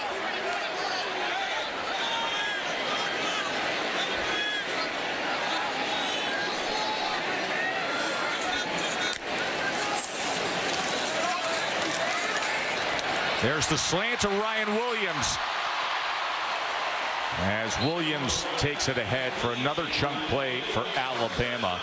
And believe it or not, that is their first third down conversion today. And I loved it. Motion him into a little bunch that's away from the line of scrimmage. You create space. You create a leverage issue on the man-to-man defender. And anytime you give a blade of grass to Ryan Williams, he's going to take it. He's just so special with the ball in his hand. Such a good, what do you even call it, like twitch? I mean, he just... True, most hotels we stay at. What did that say? Ryan Williams is faster than your Wi-Fi.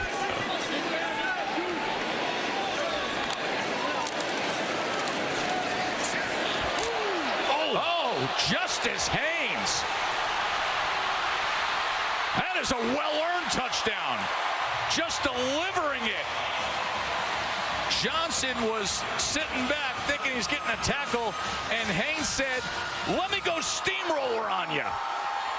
Just Mack truck this thing. Wow.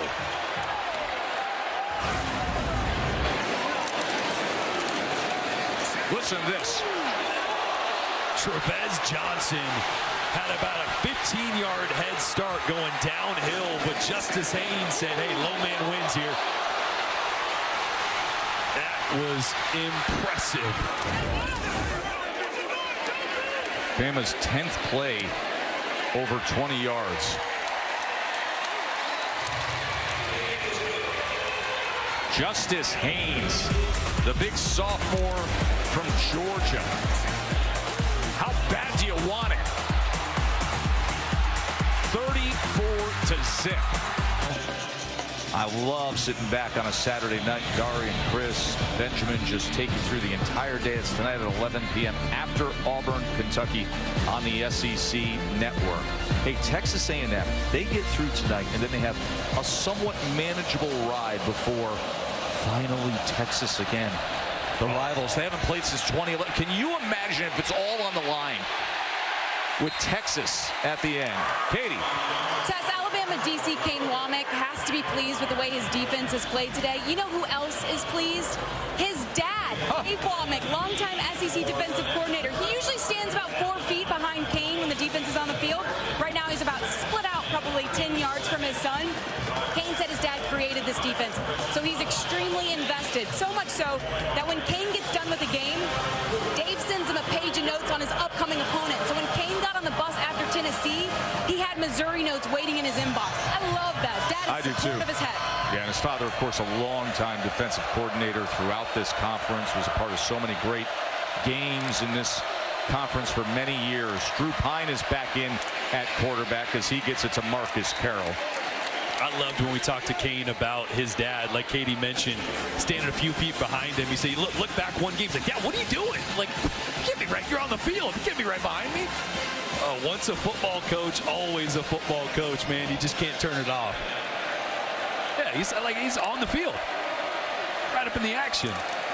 Marcus Carroll pushing that pile forward on 2nd and 5. Hey, let's look up at the scoreboard and start framing this thing a little bit this way, because there's that goose egg next to Missouri's name. The last time Mizzou was shut out was 2019 at Georgia.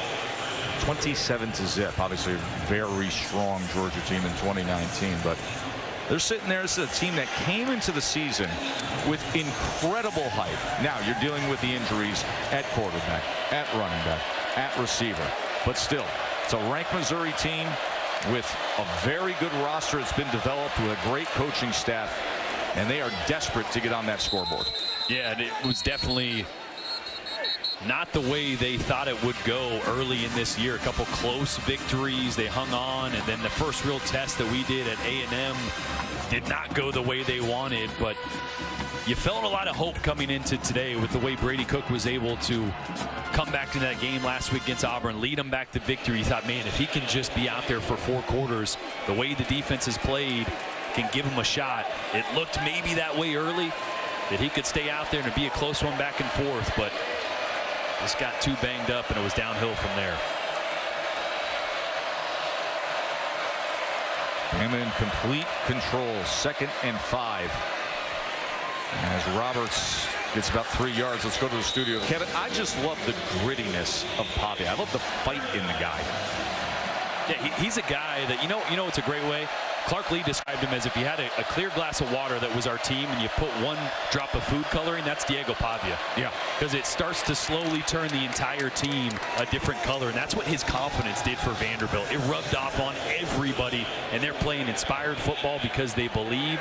We saw it against Bama, and we're seeing it so far in a close one in Nashville against Texas right now. Marcus Carroll took it ahead for a 10-yard run. Connor Tollison, the starting center, is injured at the end of the play. Not impressed? Not all. Not in college, though. You know, that was just like... Yeah, no, I know. No, in college? I won't. I'll share that answer with you later.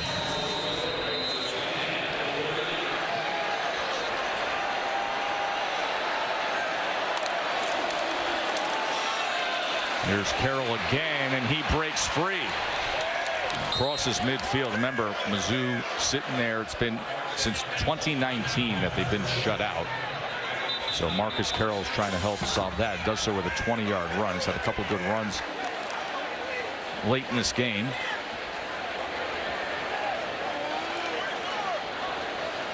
Alabama training staff out on the field.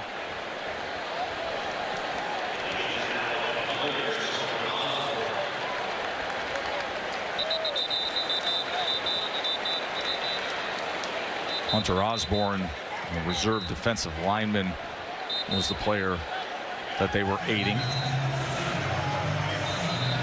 Brady Cook, a week removed from that incredible effort against Auburn. Nobody thought you'd see him out on the field today, and yet went out there and said, I want to give it a go. Started the game, ended up also injuring his right hand. He was dealing with the ankle injury, and then they shut him down for the day. Don't you hate that for him? Yes. Like, it'd be one thing if the ankle, he couldn't muster through it, right? But to be able to fight through the pain of the ankle and just to have your hand banged up and not be able to throw the way you expect to, that's such a bummer for Brady. What a warrior he is to just get back on the field today and give it a go. Jamal Roberts just carried the ball. He had the go-ahead touchdown against Auburn.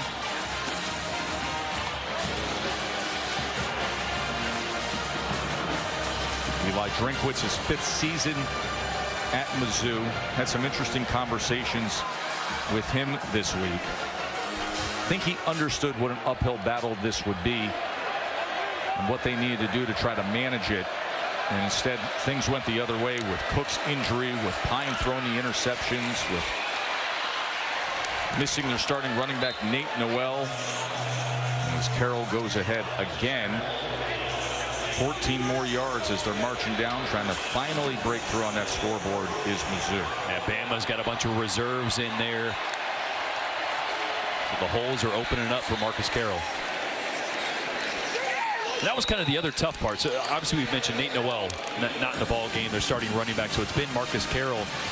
They also have had to kind of change their run scheme. This is an outside zone stretch team with Nate Noel. That's not really Marcus Carroll's forte. He's much better between the tackles, inside zone gap scheme. So not only are you down your starter and your starting running back, you're also kind of adapting what you do best in the run game, as we see here, an outside zone that's going to get the edge. And Roberts is going to turn the corner, and it'll be 1st and goal, Mizzou. So that one there, that stretch play I'm talking about, if you can get the edge on that, it's a great play. Just haven't seen that a ton with Marcus Carroll. Been more between the tackles, but Jamal Roberts there able to get the edge. And Missouri seeing if they can extend this streak without a shutout. Roberts brings it down to the 2-yard line. You saw the Womics there. Father Dave and the DC at Alabama, Kane. Katie did a great report on their dynamic relation. That's a good get-back coach. That's a double-fisting get-back coach. He's pulling on 2 different coaches. Does Dad need one, though? I think Dave may need a get-back guy, too. And as Roberts goes ahead.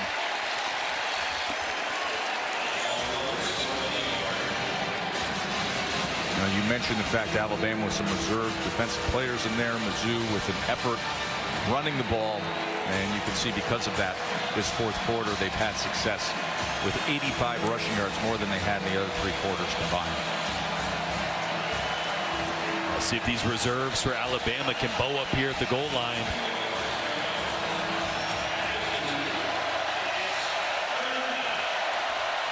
Third and goal.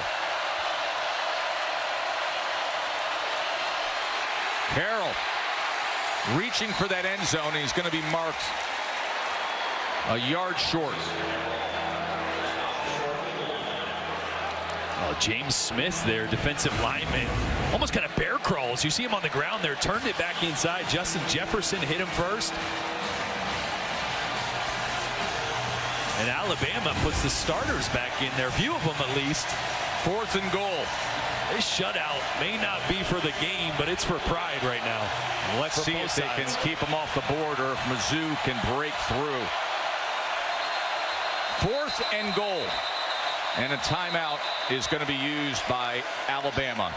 And with that, we will take a break, and we'll see that 4th and goal when we come back to the SEC on ABC.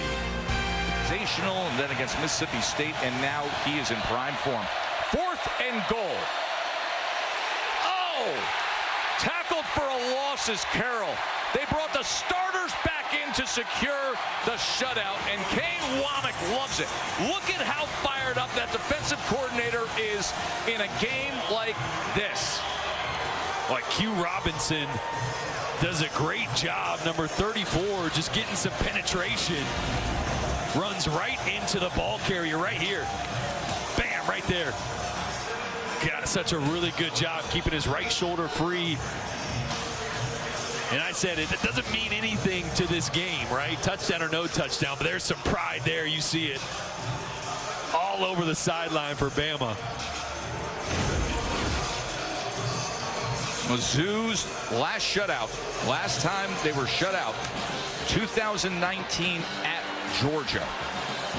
And Kane Womack with his father Dave by his side. Ty Simpson now in at quarterback for Bama. As they'll just try to find some breathing room with Richard Young. Richard Young, who is a huge recruit, but obviously with what Haynes and Miller's been doing, he doesn't find as much playing time. He's a huge recruit out of Lehigh Acres, Florida. Now we've kind of seen the drop-off on the Missouri side from Brady Cook to the backup. It's a luxury having Ty Simpson behind Jalen Milroe. I think really highly of him. Obviously a different style of quarterback than Jalen Milroe. Pocket passer, is more athletic than you think, but he's got a really strong arm, and he has developed really nicely over the last couple years.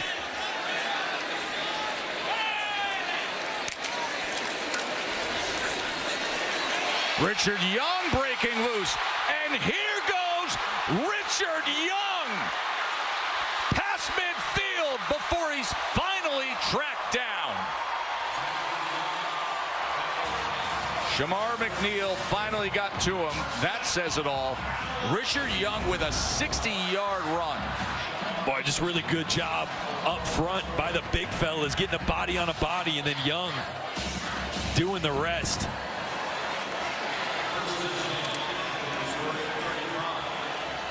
There were a lot of recruiting rankings. So when he was coming out of high school, they had him higher than Justice Haynes. So here's another weapon in that running back room for Alabama, as Ty Simpson has come in for Jalen Milroe to close out this game.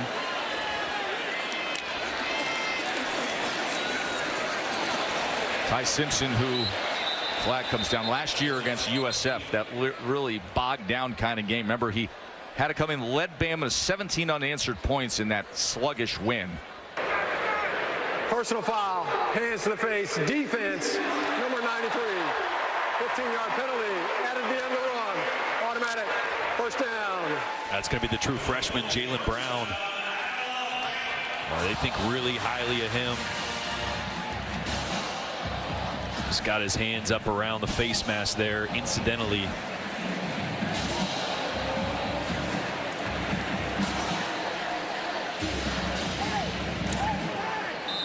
Every game from here on out for Bama, after suffering their second loss last week at Tennessee, is going to be with this playoff elimination mode. They have to rise up and answer. Cannot afford that third loss.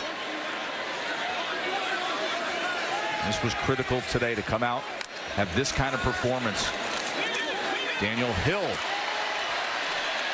as now many of the backup running backs are getting time. But that remaining schedule, you always see that bye week before the annual rivalry showdown with LSU, and that is what they have arrived at. So we will examine that schedule here. Closing minutes for Alabama in cruise control against Mizzou. Daniel Hill just gets back to the line of scrimmage. You know who loved that little clip, or who's going to love that clip of DeBoer getting after his center there? Nick Saban.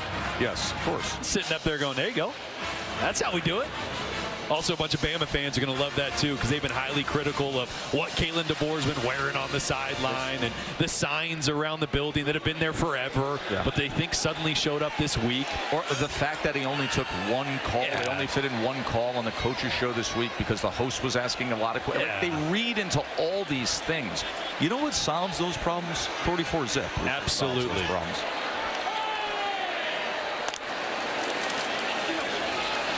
Here's Ty Simpson.